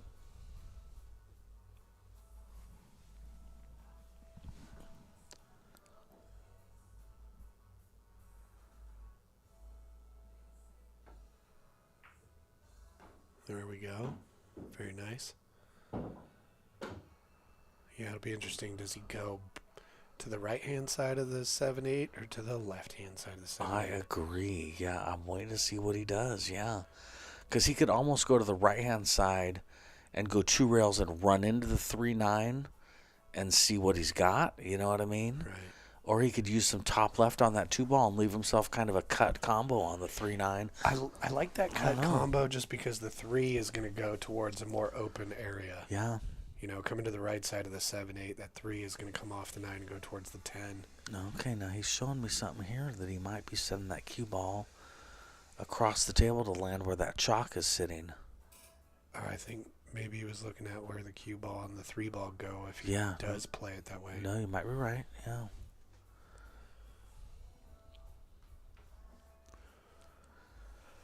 Yeah. I guess the worst thing you can do here is not give yourself a good look at the 3, because even if he doesn't get good position, there's plenty of options to tie something up. Oh, a bunch of safeties. The 7-8 or a nice wall there. Yeah. Just don't hook yourself. Right.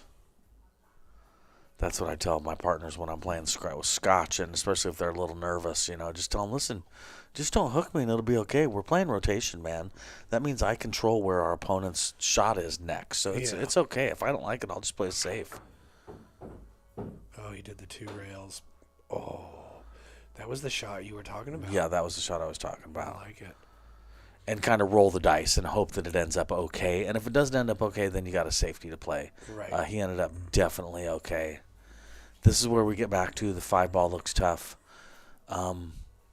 Sometimes on a 5 ball, you can't tell in the monitor whether it goes in that side pocket or not. I don't think it does, but it's just, it's hard to say. We'll find out by what kind of shape he gets. Oh, that's pretty straight on the 4, huh? It's really straight I don't on know.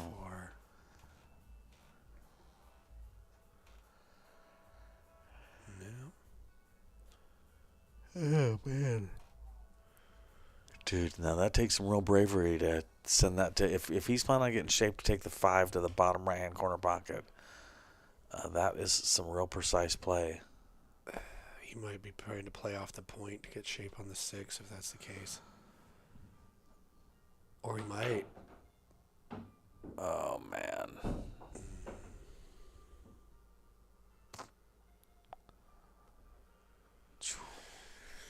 Well, he could bank that 5 towards that pocket, call it, leave the cue ball kind of there, and kind of get the cue ball behind that 7-8. I agree. You know? He can also do what I like to call an APA safe, which is just slow roll into the 5 ball, have the 5 hit the rail, and then bump back into the cue ball, a little double and then kiss. just go walk away and say, "Go ahead, Paul. You do something smart." Okay, yeah, that's an angle worth checking out. He might even have a free stab at that, meaning the 5 is going to bank over to the other side of the table, and the cue ball is going to kind of go forward. He just wants to watch the crazy scratch. If it goes rail first and then into the 10, it could. Yeah. Yeah, see, I don't blame him for playing this. I really don't. Just, don't do the rail first off the 10 into the scratch, Yep. And don't double kiss the 5 as you go past. You want to clip that 5 nicely, head into the 10. Yeah, we'll see. Because he could double kiss it, and it could go into that upper right corner. The cue ball, I mean. Okay. Yeah, but that's what you had said, is that he had kind a of free shot. That's what you meant by a free shot, is that, Go for it. If they don't make it, you're not going to be. It's not the end of the world. All right, we're going to see our first jump shot, I believe. Trying to make the 5 in the side. I think it's all he has. If you notice, what he's doing now is chalking his jump cue. The longer you do this game, the more you realize, take that extra second and chalk the heck out of your jump cue. Dogging a jump shot because you miscue is the worst feeling in the world. That might be a little over-exaggeration, but it ain't a good feeling. Nice. Great shot, Paul. Great shot. That was a real nice jump.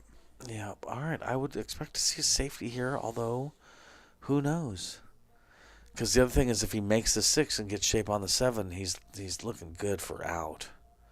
I guess he could try the 6, top right-hand corner pocket, bring the cue ball over for the 7 in that same pocket, and if he misses it, he'd have a natural hook. Using the 7-8.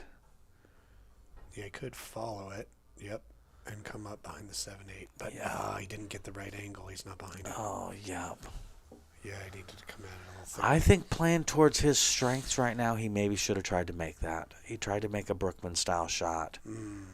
You know what I mean? He wanted that cue ball to come up right in between the 7 and the 8 and leave him horrible.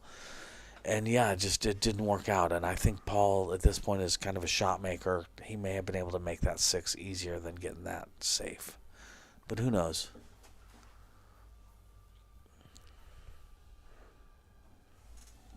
Yeah, no, it's, we'll see. Brookman just smooth in a bunch of stuff and... Ouch. Yeah. Yeah, he was trying so hard to get shape on that 7 that I think it made him miss the 6.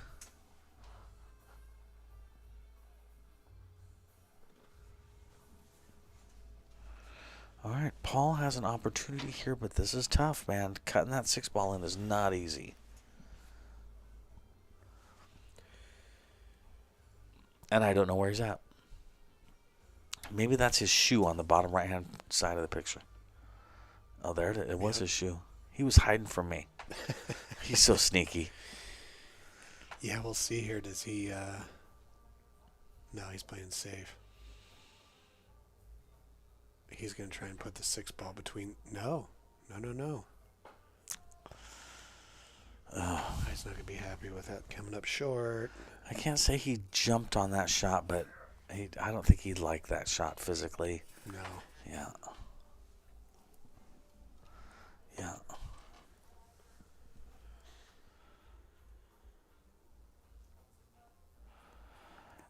I gotta say, sometimes when you get somebody playing a safe on you a bunch of times in a row, it can throw you off a little bit. I wonder if that is happening to Paul right now. Brookman has changed the game with these safeties a little bit. Okay, so that was obviously a huge shot, right, Jesse? I mean, the 9 now doesn't go. It's ugly. It doesn't go anywhere. As a matter of fact, it literally doesn't go anywhere. By the time you get to the 9, there's only 2 balls on the table. There's not a lot of safeties. Yeah, I mean, Yeah. that 9-10 has just pretty much become something to hide behind. I agree. Yeah, I think, I like that angle. Just bank the 7 and leave it on the bottom of leave it in the middle of the bottom left-hand short rail. And even if you don't get a hook, at least you've left Paul nothing. And wait and see what he does. What's he going to do? The 9-10ers, they got a problem. I think I would end up playing this game like, I'm going to make you deal with the 9-10. 100%. And it's just a game of who's going to put somebody in that position when they take 100%. a shot at it. Yep.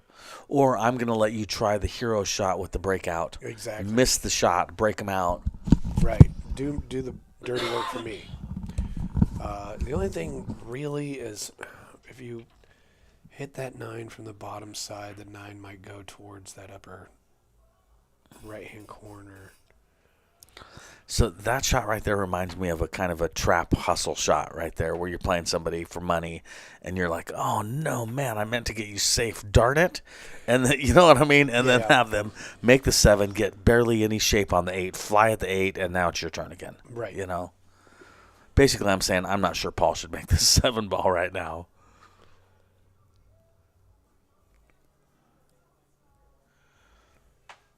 Yeah, I mean, unless you have a definitive plan. Oh. See, this is kind of what I was saying, Yeah, right? About the like- hustle shot, you know what I mean? Where you're like, oh, darn it. And You, like Brookman kind of baited him into that's what I'm trying saying. something. Yeah, man. Try some sort of hero shot. And, Right. yeah. Well, maybe Paul just did that to Brookman. I don't think so, because Brookman's got, 19 different ways he can make the 8 now and break out the 9. Yeah, but if it goes awry. Oh, dude, right? Yes, God. How many times have you done something like this and ended up hooked behind the 10 ball with no shot at the 9? Yeah, Right, exactly. like he shoots this on that Right, side and right. follows it, and it comes off the Right, rail and bumps dude. the 9 out, but then the cue ball's frozen to the 10. Seriously, man. Right. Now, I got to say, I think I would be shooting the 8 ball in the top right-hand corner pocket and bringing the cue ball over to clip the 9-10. But, yeah, he's trying to follow the 8, hit kind of where the chalk is, and then kick the 9 ball towards the pocket that he's standing by, is I think what he's doing. Yeah, Does that sound right, Jesse? That sounds to reason to me.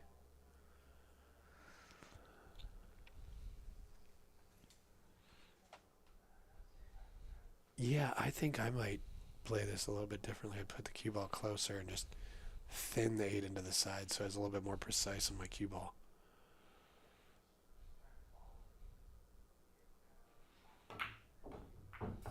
But he did it flawlessly. Dude. Don't go in. Dude. Oh, even if it did, it wouldn't matter. Now, see, that's an example to me of a guy who plays a lot of drills. Yep. You know what I mean? That was like he's practicing somewhere, and he had that shot, and he figures it out and does the right thing and does it exactly like he was practicing, just like you would want to in a drill. Right. No, that was flawless. That was a great shot, Brookman. Well done, man. That was textbook. Jesse and I the whole time were thinking you were making a mistake. Meanwhile, you did really the smartest thing that could have been done. Like, I wish I had one of those absurdly large cowboy hats to give him the Yes. tip of the hat. Tip of the hat. I like it, man.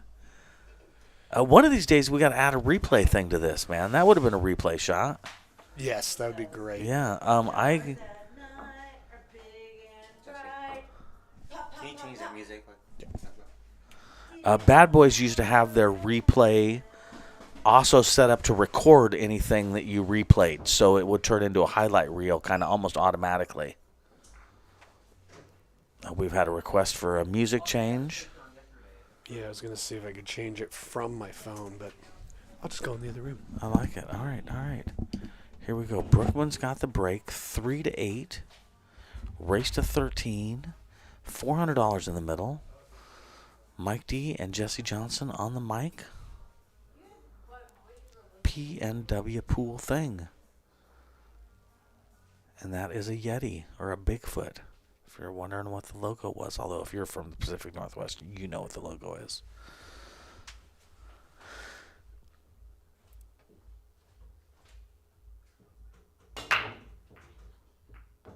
All right, he made that side pocket ball. Made the one in the corner. I don't think he has. That might be shape on the 2-ball by the side pocket.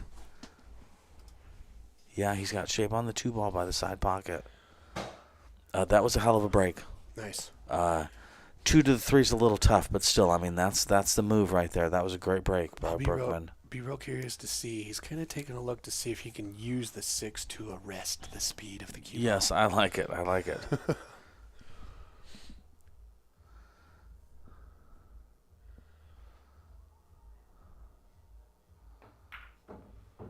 Nope. He used it to just sneak by, but he's lucky he didn't scratch, but I'm not sure if he left himself a real good shot on the 3. Can he even catch that edge of it and play a safe, or he'd make it? Jesse, I think we just got a tip, buddy. Oh, right on. That's something that... Joe Stone, one of my buddies from league. Yeah, you $5, man. He kicked us $10. Well, thank you, Joe Stone. Yeah, isn't that sweet? Yeah. Day really 2 appreciate Billiards that. on Venmo and PayPal. We appreciate it. Thank you, Joe. Oh, yeah, it definitely helps the stream keep going. Definitely. All right, so that did not go well. Would you agree, Jesse? Could have gone better. How would you describe this? He doesn't have shape with the 3-ball. He's kicking at the 3, right? Yeah, he must not have a look at that edge. Yeah. Dylan mentioned that it's a little fuzzy, Jesse, but it looks perfect from here. Do you think that's his internet, maybe? No, I do think it is a little fuzzy. Okay. Mm-hmm. Well, Dylan, if you're listening, Jesse agrees. Yeah. There could be a number of different reasons. I know the end view camera is a little fuzzy. Okay. It's a temporary replacement camera, so we just have to live with it right now. But sounds good. Just passing the word. yeah, the particular fuzziness on this camera, though, it's like, yeah, it's not as crisp and perfect as I would like, but I love all the camera angles that you have, Jesse, and I think this stream is awesome, man. I really enjoy doing this with you. Oh, I love it too. And it's really, we're getting some traction, man. People are noticing. Raw Hannah spoke out and said, you guys are doing things there in the Pacific Northwest. I saw that. People are noticing. Yeah, I think that's really good. I sure appreciate you. That's why I make the drive to do this, man, is because this is good for the pool community. I want to support. Well, it's good for the soul. I Yes. just always feel so warm and after the Yeah. matches No, I are done, agree, it's dude. just like, wow. Yep. No, well The said, amount of Jesse. love in the room is just palpable. Yep. No, I completely agree, man. No, it's a big deal. No, I told you a long time ago, if you do this, I'll be a part of it. Whatever it takes. I'll serve snacks, man. I don't care. Yeah, shit. Well, I couldn't be more honored, Mike. Yeah. Well, like I say, man, you're doing good work. You're doing the Lord's work here, Jesse. You probably don't hear that a lot. Well, I am an ordained minister in the Church of the Latter-day Dude. The Latter-day Dude, I like it. Yeah, I'm a dudist priest. I like it, man. A Dudist priest. I performed a wedding. Did you really? Yeah. That's cool, man. You would be good at that, dude. In Utah. That's cool, man. In Utah. That's cool, man. Yeah. I was like, I don't know if they're going to recognize the Church of the Latter-day Dude, but no, went off just fine. That's cool, man. Yeah. All right. 2 rails into the 3-ball, you figure? He doesn't have a lot of options here, man. I mean, if he wants to go 1 rail, you got to reach and hit this Dude. right side end, you know? And when I say 2 rails, I guess I'm talking about aiming towards where his foot is right now and coming in between the 4 and the 6, which he is obviously not doing. All right. Oh, he's gonna Masse jumping. Masse kick. I mean, it's there, but don't hit either corner of that pocket. Oh, I'd almost rather see him jump the 6-ball and land on the rail on the far side of the side pocket and go into the 3. If he's going to do something, I'd say wacky, but you know what I mean. Adventurous. Yeah. I think this is a better shot. I definitely don't like that Masse thing he was just thinking about. But at the same time, nice hit. Here's the problem with that, though, is that it's a sellout. Even in the best circumstances, this is what that was going to produce. It's going to push the 3-ball over there. Yeah, you're glancing against the 3. It was always going to land where it landed. The cue ball was always going to go there. Anyway, he was also in a pickle. So what are we gonna do? Okay. But I really like the combination of speed. I can tell you from watching that Just, shot Paul just shot, he's feeling good. Yeah, when you hit just off center, firm, especially if you got your aim correct, you really get some good control of the speed of that cue ball. Yeah, he didn't take any extra time either. He just stepped up and popped it. He's feeling good right now. Yeah. He's in a good thing. You changed the music for him, is that correct? Yeah. What did you put in, Jess? I think I played something a little bit more like more closer to a rave than like techno kind of. A little bit more energetic. I think that matches Paul. Paul likes that. Yeah, I was kind of on more of a reggae channel before, which is great and everything, but yes, that's about being calm and peaceful. Paul was a professional go-go dancer. Now, I don't think if you're a guy and you did it at a club, it's go-go dancing, but it's the same concept basically. Was he in a cage hanging from the ceiling? No, but he was a paid dancer guy at a club. Did he have knee-high boots on? He did not, no, and nor did he get naked. If we're trying to narrow the what happened kind of situation, but well, I've been to some cool clubs with people that are, that's what they do is they're up high dancing. And it really pumps everybody else up. Of so course good, it does. Good for Paul. That's awesome. That's I would say that's right there hitting it on the nail. On the nose, right there, what you just said. Well, when there's people coming out of the ceiling dancing, I'm like, oh, I get to be a part of this cool place. Right, exactly. All right, 9-3. Basically, he was not at the Acropolis. Okay. All right. Well, Paul is a great dancer. He is. He is a great dancer. He can cut a rug. A great dancer. Yes, he can cut a rug. Yes. Yeah, I ran into him in Vegas years ago. This is like a few years before the pandemic, we just ran into each other. This was back when it was in the Riviera. Uh-huh. And, just went out and we're like, oh, we're in this thing. Let's go dancing. Yeah. And I was like, oh, my God. I remember, I think the first time I met you was in Vegas. It might have been, yeah. He does those pants justice, Yes, he does. Yes, he does, yes. Yeah, I think the first time I met you was at in a hotel room or something in Vegas. Yeah, yes. We were all hanging out. Yep. Yeah, good times, man. Well, here we are now. I couldn't be more pleased. Isn't that crazy, the way the world goes? Seriously, Jesse. No, it's been really good, man. I've really gotten to know you and like you, and things are good, man. All right, this is his chance to get to 10. Oh, I still cannot quite get that break, darn it. Paul had a match recently against Johendry where he broke and ran 2 times in a row, 2 racks in a row, 2 separate times in a race to 11, I believe it was. So I guarantee you he wishes this break was working a little better, because when his break's working good, running out is a real possibility. Well, just doing more than 1 rack in a row on somebody in a race to whatever, it's just... it's disheartening if you're the other guy, man. Yeah. I had Matt Horner one time break and run 8 in a row for $200 in a set on a 9-foot diamond using the magic rack winner break. This is so real. The only ball I hit was for the lag. The rest of the time I sat down, stood up to rack for him using the magic rack, sat back down, stood up to rack for him, sat back down. That he ran the set out, race to 8, man. I saw Kachi do that to Alex Pagaline on the West Coast Swing at Freezer's place. Dude, Kachi's so good. And a nice guy, man. Such a nice guy. Yeah. He, to me, is an example of a guy. He, in real life, in person, he's huge, man. Yeah. He'd throw you through a wall. And he's 6'4". young, and he's just an intimidating guy, and he works so hard to not intimidate you. He tries to be so nice and so gentle, and he's one of those big guys that'll sit down right away so that he's not towering over you. Just a nice, just those little things can make you like somebody sometimes. And I got the chance to interview him, and that was my experience with him, is he went out of his way to not physically intimidate me, which is just a sweet thing that sometimes big guys will do. And, it made me like him immensely. Yeah. He also has some of the best speed control.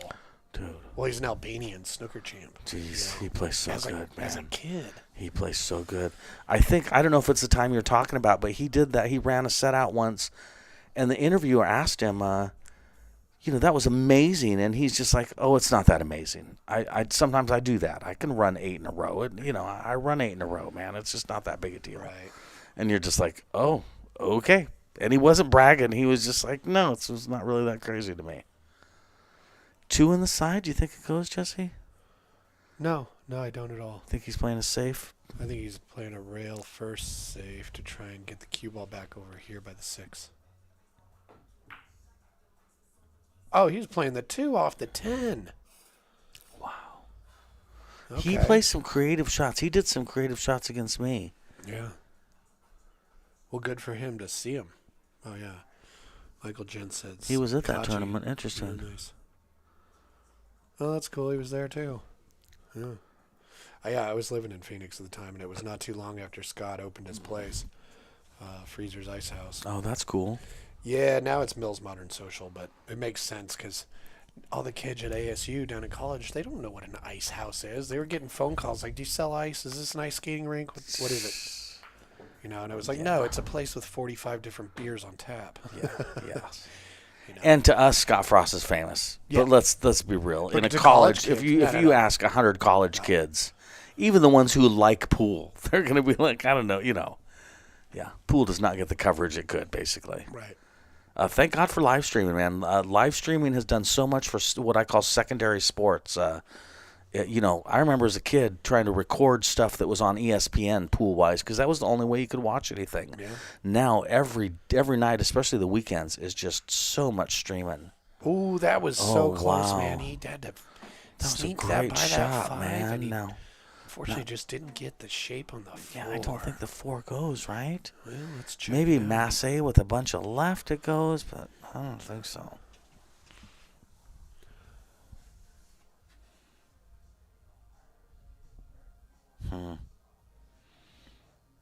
Can he glance off the 4 and try and get the cue ball to lay underneath the 6 ball, I wonder? And if he doesn't quite get it, he hasn't left anything because the 5-9 are in the way? Yeah, I don't know. He's going to try and twist it. Yeah. Well, at least he's thinking about, physically setting up to see how it feels. That's not necessarily bad a shot because if you catch it, chances are the cue ball is going to kind of bounce down here on this short rail, and you can get a little lucky just because the 6 is there, Yeah. Now, he made a jump. The one jump we've seen, he made it. So he's got the jump as an option. Problem is that 4 is so close to the rail that you can fly the cue ball off the table sometimes. Yeah, I'm not sure. He's definitely taking his time to think about it, which I think is good. Yeah, I wouldn't jump here, period. You might kick it down towards this lower right-hand corner, and then you got, if it doesn't go in, as long as you get it past the 5-9, you got some built-in cover. All right, he's jumping. Yeah.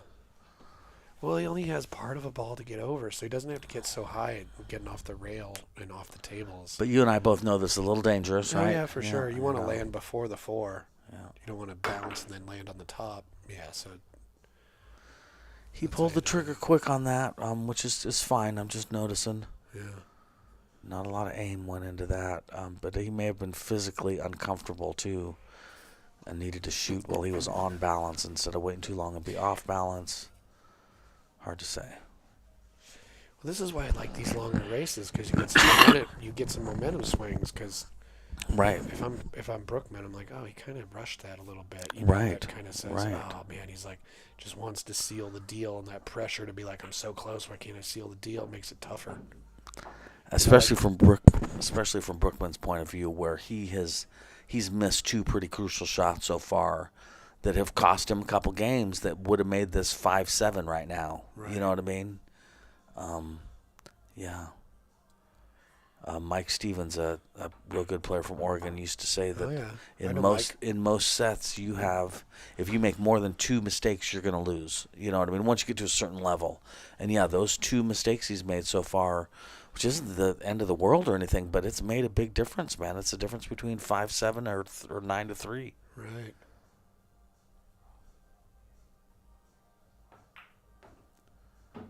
Good shot, Brookman. Great table management, Brookman. Yeah, he's dead straight, which means he can stop shot for the 8, which means he can stop shot for the 9. Yeah, great table management. Yeah, the only thing that could get tricky here is the cut and then side on that 9. He might have to make a sharper cut on the 10 into the other side than he wants. Yep. If that's what he's planning on doing. No, I hear what you're saying. Yeah. And really, in the even best case scenario, sometimes that 9-ball rattles. Well, yeah, because from that if you angle, wanna, if you know what I mean? Play it into. I think he's going to follow it and play it down in the corner. In the top left corner. Yeah, because if you try and play that 9 into the side with any speed that you might need to get shape on the 10, forget about it. No, that's a great point because you would need to hit that 9-ball with speed to get over across the table. Yep, no, you're right, Jesse. He's playing this smart. But this now he's got a little bit of an issue for getting shape on the 10-ball. I think that if he uses top on this 9-ball, there's a chance he hits the point in the side pocket. What do you think if he draws it back to this short rail on the right? Do you think that's a thing, or do you think the angle... And put the 10 in the side? Yeah, I like that. He doesn't want to scratch. I like that. I draw. Don't scratch. I draw. Yeah. No, I draw. Bring that cue ball basically back to where it is. 10 in the side's easy peasy. Yeah.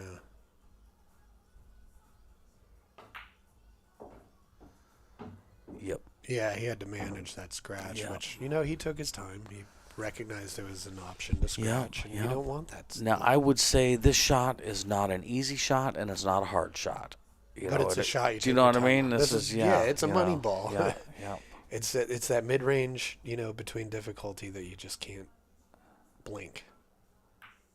Nice. There you go. I've even scratched on that shot, just like that cue ball followed it. Good shooting, Brookman. 4-3. 4. Nice work, man. Yeah, we got a 4-9 game. All right. The toilet's thirsty. I'll be right back. Get it. All right, we'll see where Brookman breaks from. I would say neither guy has really dialed in their break, and either one of them could be dangerous when they get it going on.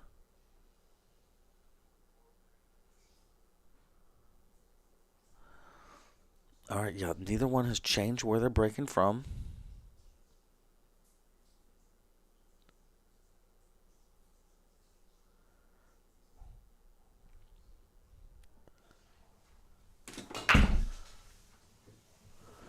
All right, he missed his side pocket. So 3, 6, 9, 10, nothing. And he left Paul a shot on the 1 ball. The 3 is kind of ugly, although there is a 3-7 combo. The 5 is kind of ugly, but there's a 5-8 carom, possibly. If you thin the 5.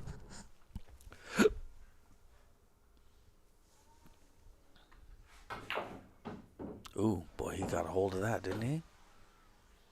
Nice.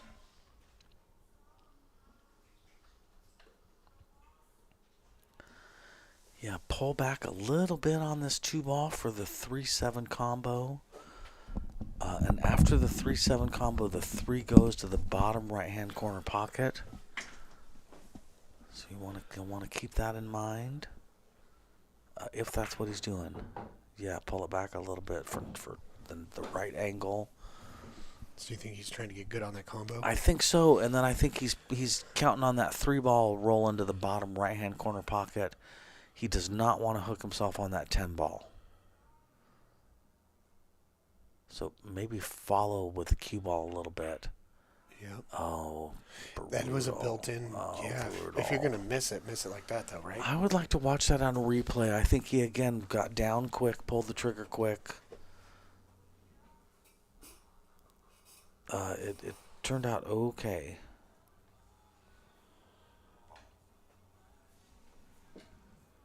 So maybe follow with the cue ball a little bit. No, he stayed down on it. I just watched the replay. He did stay down. He aimed real good at it. Yeah, no, no offense, he dogged it. All right, so 3 rails at the 3 ball, and he's aiming to come up short on that pocket. I like this. Ooh, look at this.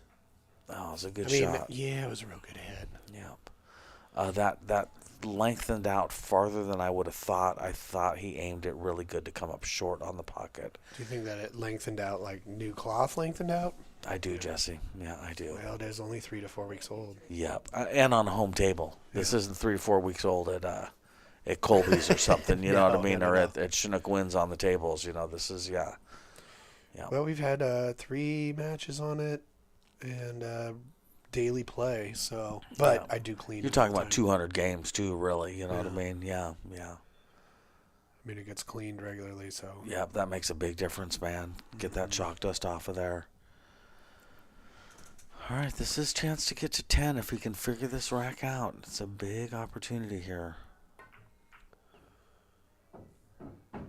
Yeah, hard not to get shape on that 4. So I was saying originally that this 5 ball, carry him off the 5 into the 8, but it ain't easy, and you got to get that cue ball sitting just perfect to make that a legitimate shot, because the 5 will bump the 8 if you don't get clean off the 5. Anyway, we'll see what he ends up doing here. He's got a breakout opportunity here. Kind of punch this 4 ball with some right-hand English and go rail first into the 5.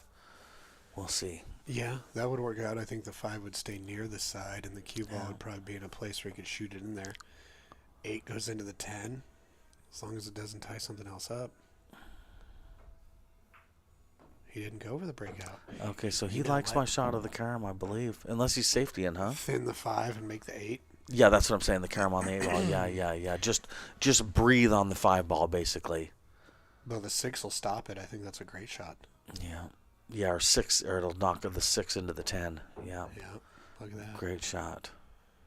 I mean, unfortunately, that 9's in the way for the corner, but it's not too crazy to cut it into the 5, especially because that distance the cue ball's going to travel is going to be fine for the shot on the 6. It's all about angle control here. It's too bad the 9's in his way to take the 5 in the bottom left-hand corner pocket. That would really, that would be nice. Yeah, but it's not. He's got to cut it in the side. Yeah. I like his odds for getting out here, though. I do. Yeah, just get the 5 or the cue ball to bounce off that rail back towards the 10. Yeah. But he missed the shot. That would be his first miss, I would say. His first real. He missed a combo, but I would say that's Paul's first miss. Yeah, first shot that I've whispered about. Yeah. All right, well, again, this is a big opportunity for Brookman. Get to 5-9 instead of 10-4. It's a big swing, man. Well, up and down the table. Yeah, you don't want to slow roll this, right? A slow roll just doesn't pay off so often. You want to go up and down.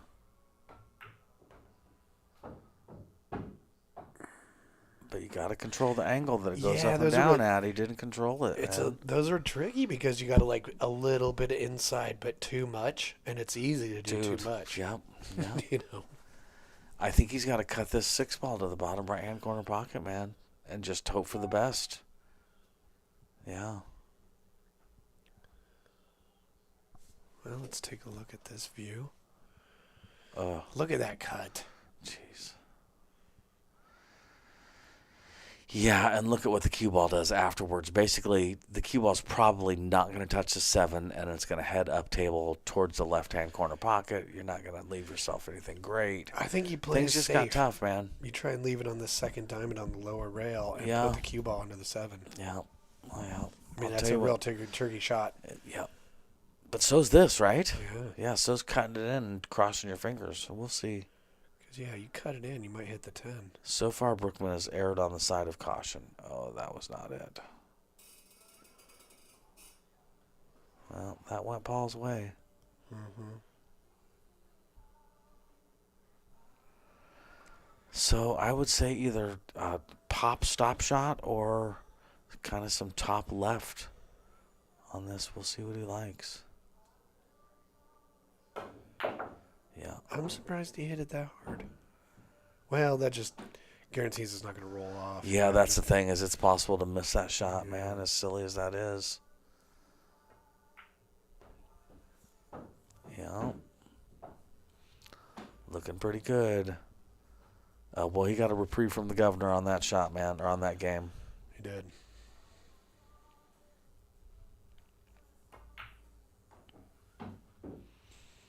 Good shooting, Paul.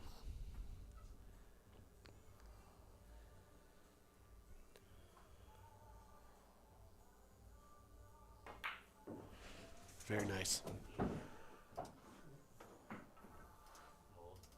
10-4. Good, buddy. I gotta say, I don't. I've been waiting for 50 minutes to say that. I gotta say, yeah, I think Brookman is still maybe like 90% warmed up or something like that. Yep. Yeah, where Paul's almost coming down on the other side of it. You know what I mean? Paul was super Right. warmed up, and now he's getting a little fatigued, a little whatever you want to call it. Yeah. Yeah, like the wave is crested, and That's what I'm saying, yeah. right? Exactly. And I think we're looking at break time here first, or going to the bathroom or something. He's taking a little bit of a break here. Yeah, sure, Can we see the let's full room? I want to see your beautiful room. Yeah, let's go back to the wide And view. let me see that real estate ad again. Oh, okay.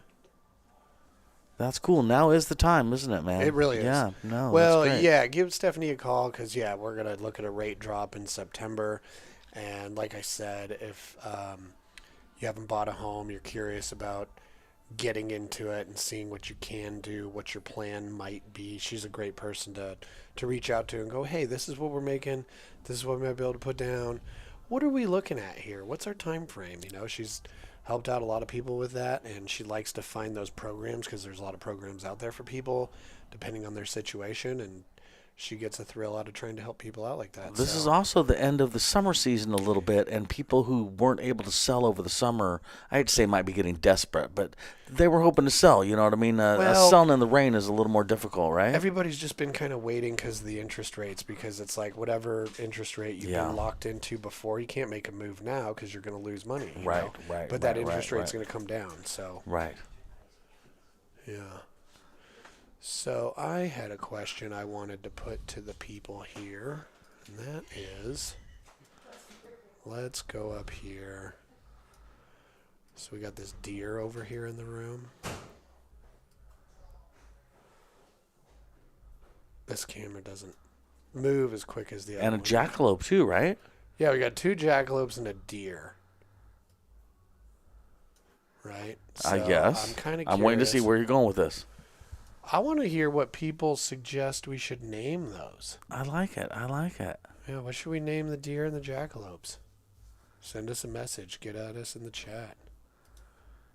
Traveling across the country, Arizona, I believe. Oh, now it goes fast. All right. Arizona, I believe. My stepdad told me about jackalopes for the first time because I saw a postcard with it. Oh, really? With a jackalope on it.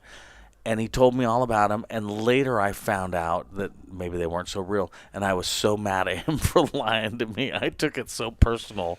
I'm not a guy that likes being tricked or lied to, you know. Right. And he was a super honest guy. It was not like him. So I believed every word he told me. Well, being from Wyoming, jackalopes are just part of, like, growing up there. Right, you know? right. So, yeah, naming them. 2 jackalopes and a deer? Yeah.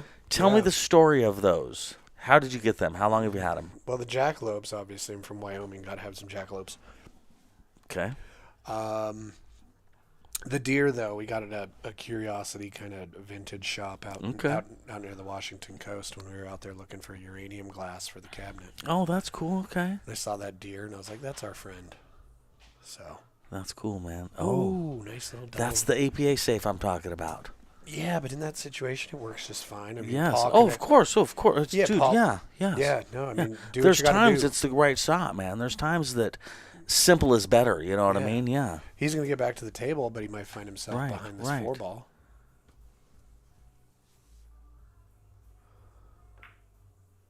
Yep. Larry for the deer and Daryl for both the jackalopes. Larry, Daryl, and Daryl. I like it. I don't know who said that, but they're my age. You know what I mean? They're going to tell you about Bob Newhart and that he had 2 different shows. And Oh, I love Bob Newhart. yeah, that was I watched it on Nick at Night. when he had the Inn in Vermont is what that's from. Oh yeah, I I like forget the I name like of the that country show, but version. yes, The city yes. version was cool too, though. Yes, yeah, where he had the psychiatrist office. Yeah, wasn't Mary Tyler Moore in that too? No. She make an I don't think- appearance, Maybe or- she made appearances, but no, it Okay. wasn't his wife. Yeah. He had different wives. Ooh, ooh, ooh. Ooh. The season finale of that Bob Newhart show where he had the inn ended with him being back in with the wife of the show where he was the psychiatrist. It was a funny way to end the series. Similar to there's a thing on YouTube where Breaking Bad ends up with Hal waking up next to Lois from Malcolm in the Middle. And saying, "Oh, I had a nightmare. I was a meth dealer," and she's just like, "Oh, go back to sleep, Hal." Oh, that's hilarious. Yeah. Which would have been a great ending for Breaking Bad. But it is on YouTube. You can find that. And there's some things that you guys don't really care about. Have nothing to do with pool. Okay, so that was a big ball in hand. Paul's in a good position for being this ahead. He's slowing down a little bit. He's making some mistakes. This is a good time to be ahead 10-4 if you're going to start making some mistakes. And he's still a champion, don't get me wrong. But, Ooh, what do you think the chances are he'll do the jack-up draw where he draws it and it pops the ball up over the 4 and then draws it back? that would be amazing. Wouldn't that be cool to see? It would be super cool. I think he's going to do a version of that, though, but he's going to go in between the 4 and the 6 for coming back at the 2. Just no jump. This again reminds me of that Brookman likes drills. This is a drill shot, you know what I mean? This is a shot you'd practice. Yep. Yeah, Did it just right? great. Yeah. Nice shot, Brookman. Well done. A little close to your work, but what are you going to do? Well, when you're closer to it, it exaggerates the angles. You know, if you're 3 feet away from it, the ball moving an inch or two. Yes, I Not a like big Malcolm deal. in the middle, too. Yeah. Yeah.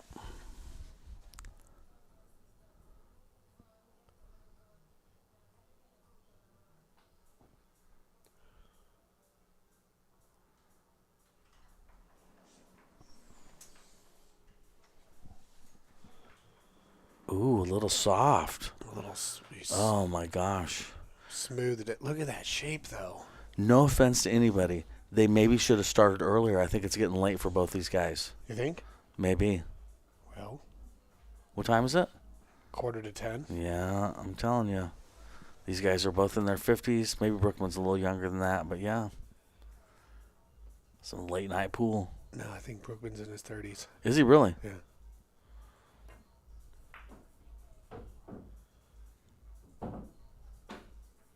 Does he have a job? Yes. Then I maintain what I'm saying about it getting late. Well, it is a Saturday, but yeah, he doesn't have the sleeping schedule.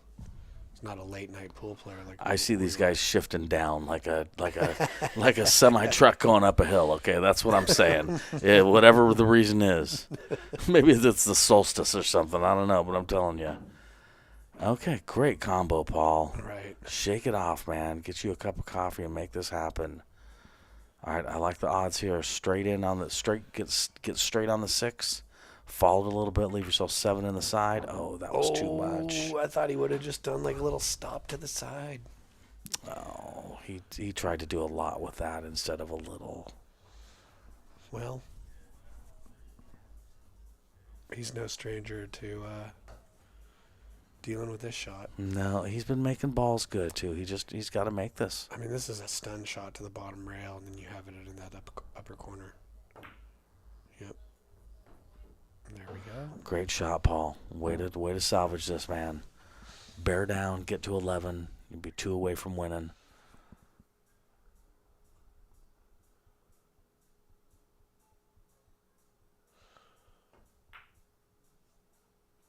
Nice.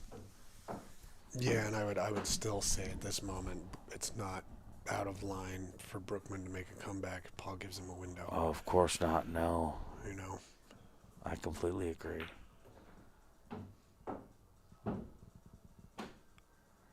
Yeah, Brookman could safety run out 3 games, no problem. Paul could make a mistake 1 or 2 games. That's a 5-game swing right there. All of a sudden, it's 9-10. Mm-hmm. Yep, no, I completely agree. All right, 11-4. Yeah, you just got to bear down and close it out. Seriously. Because, yeah, Brookman could. I like to tell people math things that they already know. If Paul wins one more game, he's on the hill. Yep. Paul's at 11 now. Yeah, right. So, yeah, getting to 12, race to 13. This game's pretty important. And then sometimes the last thing you want to do is think about that because it'll make you kind of stall up a little bit. You know what I mean? I have shanked some balls when I'm one away from being on the hill before. Well, what do they say? Like in a race, the first game and the last game are the hardest to win. Oh, dude, seriously, man. That is so real. That's why matches like this are so healthy for people because it's seasoning, you know what I mean? There's only one way to get seasoning, and it's to put yourself in some positions that make you uncomfortable and play. A race to 13, you're going to have some back and forth. You know, who runs 13 and out? Right, exactly. Nobody in the history of ever. You know, I've heard about 9 or 10. Yeah. Nobody's closed out a set 13-0. Right. All right, boy, he sure would like a good break and run these out. Good, he made his side pocket ball. He got shape on the 1. That's what he's been trying to do for an hour and a half now. Yeah. No, I would say 2.5 hours. Yeah, that's what he's been trying to do this whole match. So the 2's down, so draw back for 3 in the side. If you get good shape, you got 4 in the corner, which leads to the 5. This is a pretty run-outable rack. It's I wouldn't say it's easy, but it's doable. Well, it's not easy just because you have Brookman right behind you waiting for you to make a mistake. Right. You know? All right, that was smarter than trying to get shape in the side. Mm-hmm. It makes sense. Well, you got to know, shooting to the side, you can't play the pocket. You just Right. have to make it. You don't have any Yep. chances to change the outcome of your... Yep. No, that's a good point. Is he trying to play short side on the 4? I think if he just makes this 3 with medium left-hand English with medium speed, I think it comes back to where his hand is right now. Yeah. But maybe that's my perception and actually goes farther than that. Let's take a look at the end view.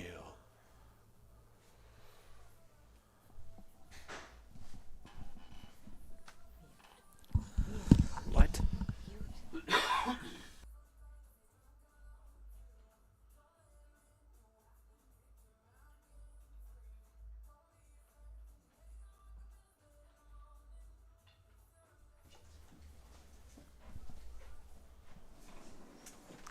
We just switched to wet cat food for our cat, which is my least favorite thing in the world, but the cat's getting old.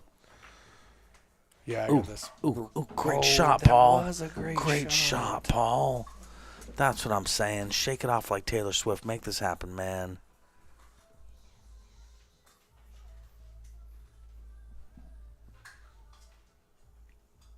All right, if he follows this 4, leaves himself shape on the 5 in the side, although he ends up with the problem you're talking about where there's not a lot of ways to rob the pocket from that angle, right? You can just make the 5 and hope for the best, which where the 6 is sitting is kind You of need tough. to manipulate the shot. Well, At least he's got some angle, right? He's got some angle. He can basically have the same shot on the 6 ball.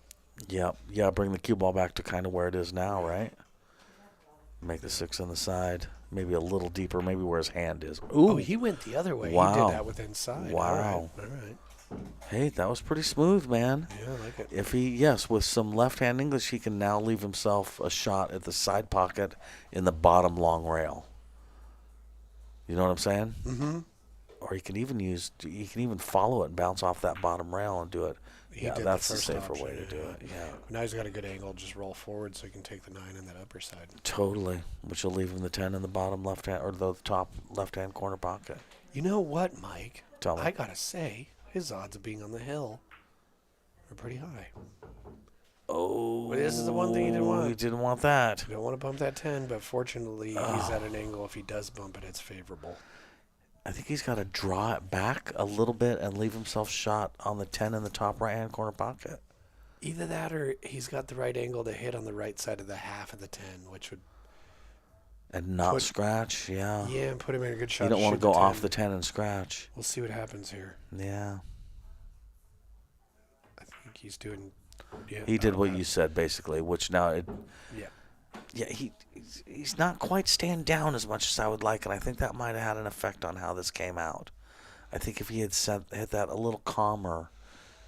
Do you think that's a I just want to get this done kind of shooting? I don't know. Because, yeah, it is late. It is almost 10. I mean, I've been turning into a pumpkin earlier and earlier. Oh, me too, bro. Nice shot. Yeah, nice shot, Tan. Nice shot, Paul. Yeah, those are tricky when you just want to win. And you're like, I don't want to have a backwards cut Dude, into that pocket. right. Come on. And diamonds don't like that, man. It's not a Valley or a Brunswick Gold Crown. Diamonds do not like that back cut, man. You hit that rail first going into the pocket, the diamond just laughs at you. All right, Paul's on the hill, 12-4. Mm-hmm. Yeah, not only that, this isn't. These pockets are closer to 4 1/4 than they are 4 1/2. Yeah. So. Yeah, this table plays good, Jesse.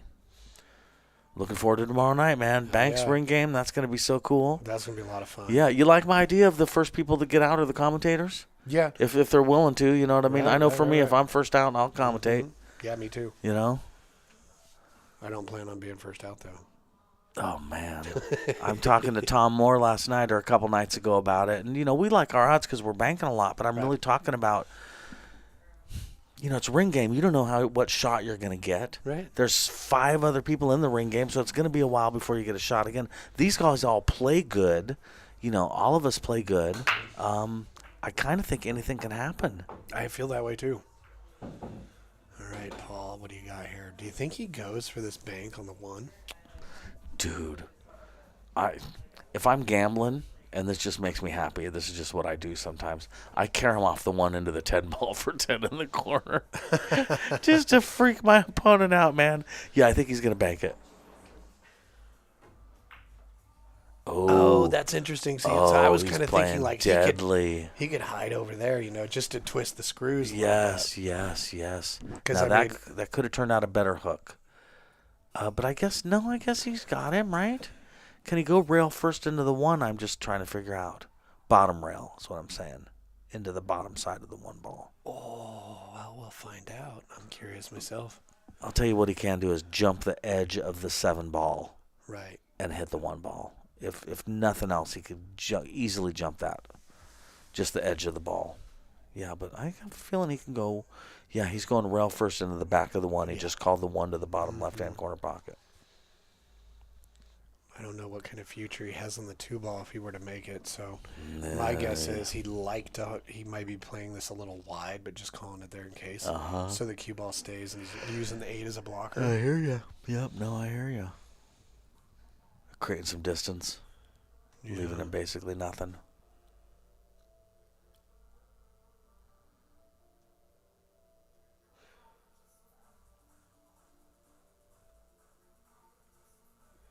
Yeah, by play it wide, I mean kick it so that 1 ball hits the rail in between that bottom side and that corner. Yeah. So it ends up kind of on the short rail, and the cue ball will end up with the 8 blocking it from the 1. Oh, he could just hit it. He could just hit it. Oh, interesting. Now, again, I'm saying I carry him off the 1 into the 10, man. I'm flying at it. I want to make you sick to your stomach. Like, I just lost like that. Like, can you believe it? Yeah, exactly. I like it when one of my opponents says, I can't believe you won like that. Yeah, so I won, man. You just play me again. That comes from gambling as a kid, knowing that'll make him post up again, you know. Right. Let's do that again. I just beat you 13-4, but all you can think of is that last shot, and now you want to play me again. Yeah, let's do it.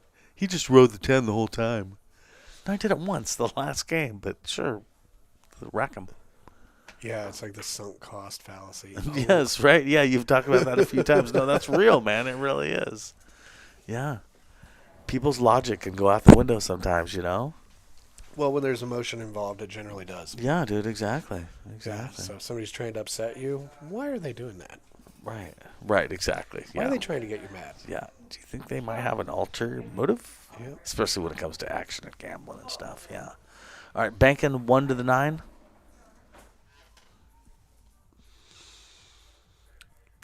Conversely, if I'm down 4-12, I might fly at this 10 ball too. Brookman's too controlled. Yeah, he ain't flying Brookman nothing, is yeah. playing something super specific. Yep. He's got a goal in mind and a very specific plan. He's probably trying to play the 1 behind that 7, to be honest with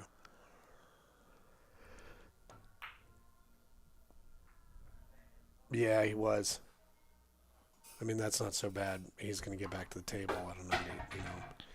Paul can just thinly slice that top edge of the 1 and leave the cue ball behind the 7.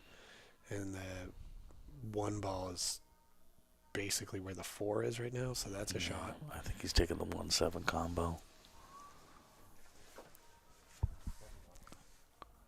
I can't see why he wouldn't if it goes. Right. Yeah, let's see. Looks like it does. He's jumping the 9 look for the at that. 1-7 combo. Yeah.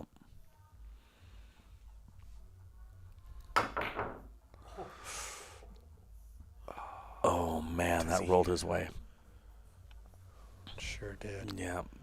Although I think we're going to see what you're talking about with Brookman. We're going to see basically a containment shot here. Yeah, he's going to put if not a hook, at least not leaving him a shot. That 1 is going to be on that first diamond, and the cue ball is going to be behind the 4. Yep.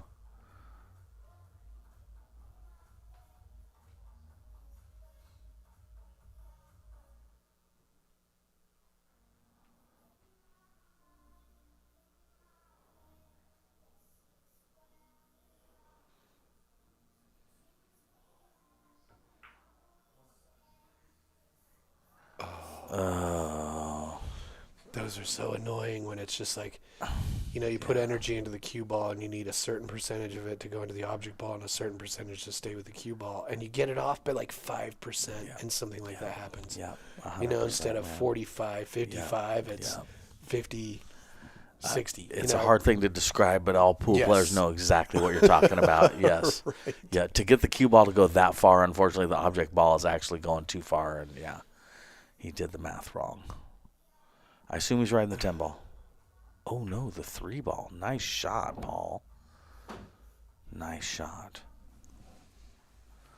Boy, if he can make this and get shape on the 2, he's sitting pretty good.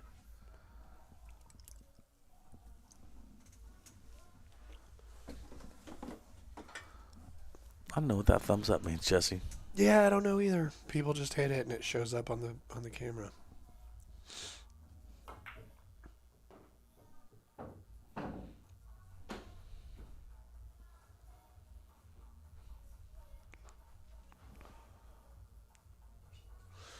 What's up, Travis Hernandez? Hey, what's up, Travis? Yeah, thanks for tuning in. Travis, I told Jesse I'm doing Amber. Doing Amber's match. Amber and Bonnie. Yeah. Amber and Bonnie, yeah. Travis contacted me on Messenger and asked me if I'd do that. I said, yeah. I'm looking forward to that too. Oh, that's a nice shot. Good shot, It Paul. leaked out though. Oh, it did. Yeah. All right, this is a chance for Brookman to get 5.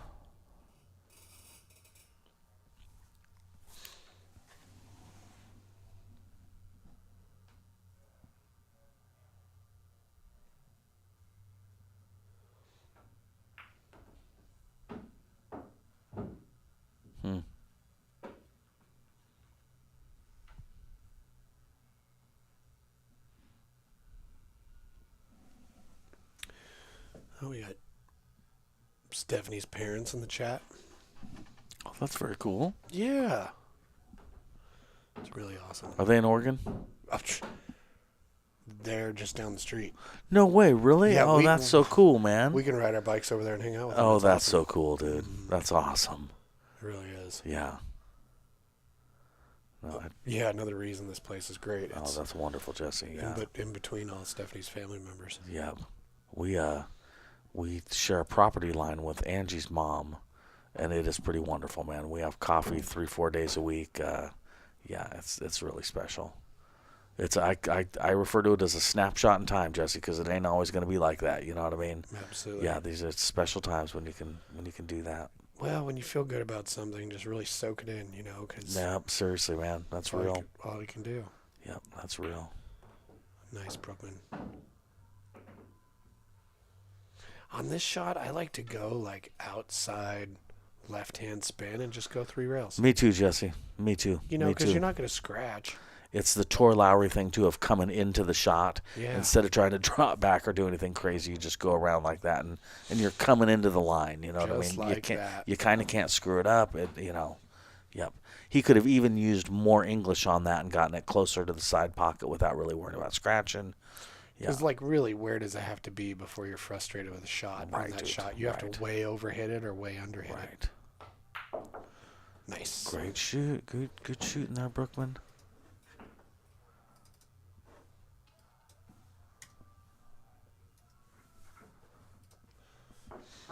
I went clothes shopping with my 13-year-old daughter, and pants with holes in them are popular again. And I made so many dad jokes. I was not proud to. What are you trying to look like? You just got attacked by a bear? Yeah, well, it's just, let's and she wants them loose, too. So, yes, let's walk in and ask the clerk, do you have any pants that don't fit her that look like they've been used before? Just so many dad jokes. Is knowing full well that I did the same thing in the 80s, you know what I mean? I bought back then. Really, really tight pants were popular because of like Motley Crue and the hair metal bands, and I was definitely more on the rocker side of things. And I get pants that were 3 small sizes too small for you that weren't going to fit in 2 months. Yeah.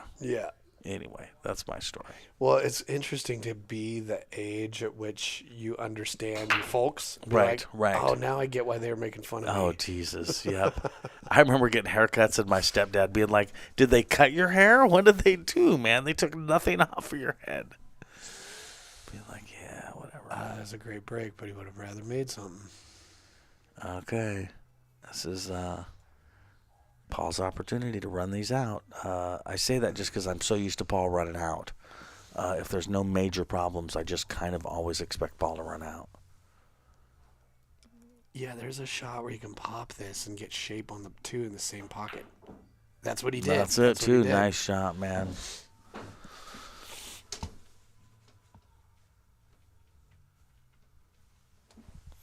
Yeah, I like Travis Hernandez. He's a good guy. Yeah, I'm looking forward to meeting him. He'll be over here to play at some point. Yeah, he's a good dude. Yeah, and works real hard on his game. He travels to play. He tries to make stuff happen. That's the only way to get better is to put yourself out there. Well, sometimes it works, sometimes it doesn't, but you got to put yourself out there, man. And you got to put in that effort up here. The community is a little bit spread out compared to Phoenix. Yeah. Yes. Yeah, that's true, huh? Mm-hmm. Oh, great shot. Did he get punished for it? I don't know. He did. Did he? I think so, bro. Yeah. I can tell by his body language, too. That did not go his way. Oh, that's too bad, because if he got shape on the 4, he's looking great.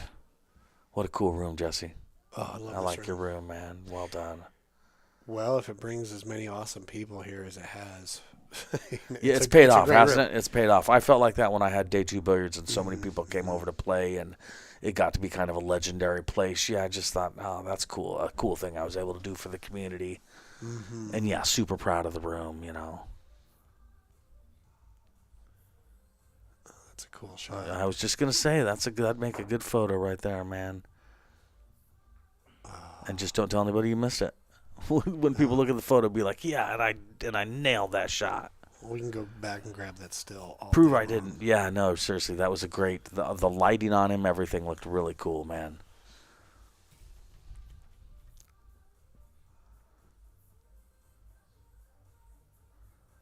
All right, Brookman's got an opportunity here to get to 6. There have been plenty of people who've come back at scores like this to win. This could be the greatest comeback story ever. What Fargo do you think, at or above that level, this out is 100% guaranteed? I mean, of course, nothing's ever 100%. I know what you're saying. Pretty close to where they're at, honestly. Yeah. Yeah. Now he doesn't have perfect shape on the 5, but but if he cuts the 5 in, it's going to hit the 10. I like their odds at this level, to be honest with you, Jesse. I do too. And certainly much higher. Yeah. I think he can miss the 10 if he gets some good draw action at a slow speed. Yeah, but does he want to? Because if the 10 stops If it he's for- trying to take the 6 on the side. Oh, bro. Oh, my God. As I just said, I thought this was 100%. You know, he needed a little bit of right-hand spin on that to bite off the Yeah, rail, and yeah. that could have been. Yeah. It could have been it didn't bite because of the new cloth, or Yeah. it didn't bite as much. Yep. So I've been in this position that Paul's in right now, and it's a great time to tell yourself to shut up. Because there's a lot of things going through your head, including, should I get bacon on my cheeseburger on the way home? Do we want McDonald's or Subway? Are we going to go grocery shopping and get a steak? What should I do? So many things go through your mind. So many dumbass things go through your mind at a time like this. You got to shut up, man. Seriously. Right. Paul's having a mind of dumbass thoughts, and Brookman's only having one thought. Right. Give me a chance. Give me a chance. Right. Exactly. Exactly. Yeah. Yep. I count when I play, and the reason that I count when I play is because I've missed so many shots. I've missed shots thinking, "Hey, I'm playing pretty good, man." Oh, Rattle. so you're just counting in your I head. count. to Yeah, I count the whole distract your time, and brain. then my subconscious can take over. Yeah. Oh, that's Yeah. nice. That's nice practice. That's from oh God, Pleasure of Small Motions. Oh, Bob Fancher's book. Right? Yeah, one of his little just things, and it's just a short little thing that he says, but it's something that I really took to heart. Something I taught Matt McInnes to do too. Yeah, I think that's who I heard it from. Yeah, Which, yeah, I mean, if it works, do it. That was a real nice shot. it's almost a way to avoid a panic attack, really, too, is part of what it is. You know what I mean? It's but yeah, it lets your subconscious take over, and it avoids negative self-talk too. Yeah. I do it sometimes when I'm in the chair. All right, so on the rail, we talked earlier about a shot like this: center cue ball, center 10 ball. Nice. Oh, he got it. Dude. You could tell he was kind of like, oh, it went to the outside of the Oh, my pocket. He wanted God, center yes. pocket, but nonetheless, man. Oh, what a good Right. set, man. Well, that I'm was gonna go good. grab Paul to Do bring it. him in here. Do for it. an Get it, interview. man. Get it. Get him in his golf pants in here. Right.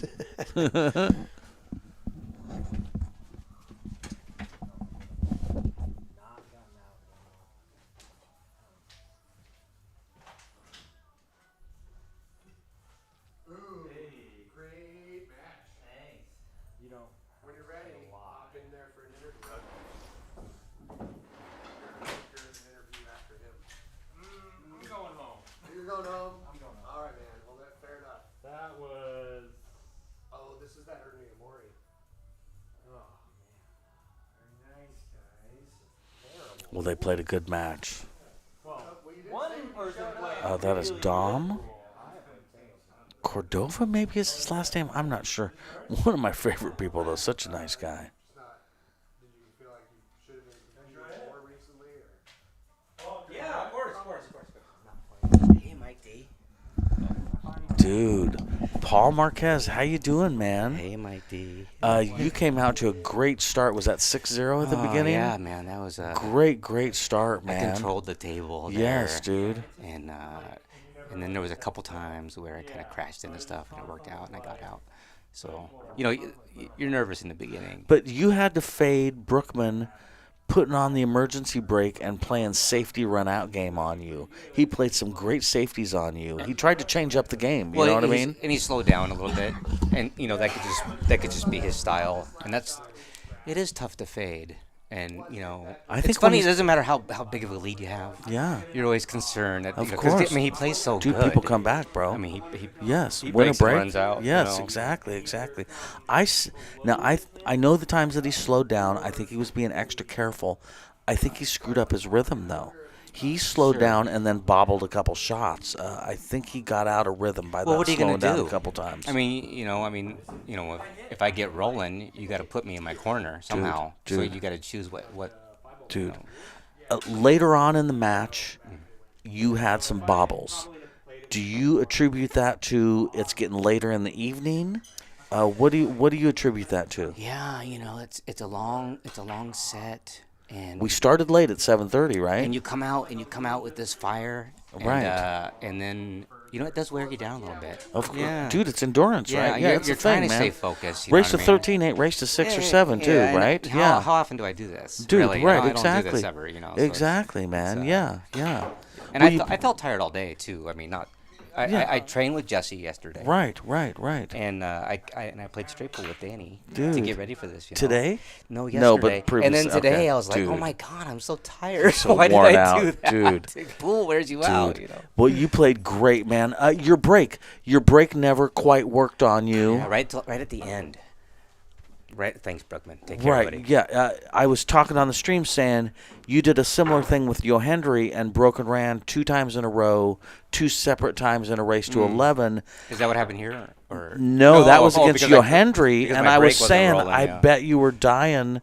I bet it was killing you that you weren't breaking quite as good as you're used to. Right at the end, I started to get what I wanted. Right. You know, even though it didn't. You know, sometimes the 2 was hooked or whatever. But I agree. No, I agree with you. Yeah.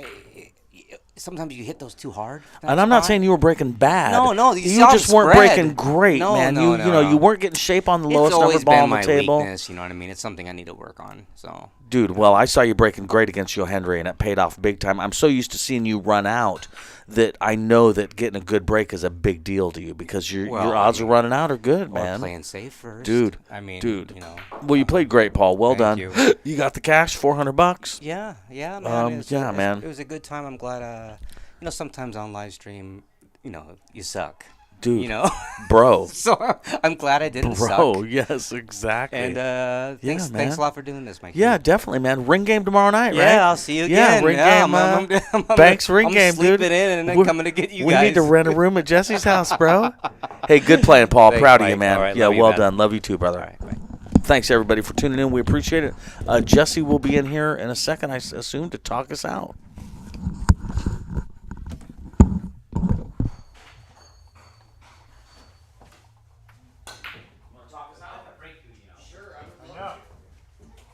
I haven't put any spin on it. You can't. I know. All right, ladies and gentlemen. Well, that was an awesome match. Really wonderful to see that happen. Really great to have everybody here. And with that being said, I think we're going to close this out. Brookman, he needed to get home. It's a little bit late, so we're not going to hear from him too much. But as always, it's been a real pleasure to host this for you all, host this for everybody involved, and we'll look forward to the next time. So with that, hope you all have a wonderful night. And as always, run a rock flying through space.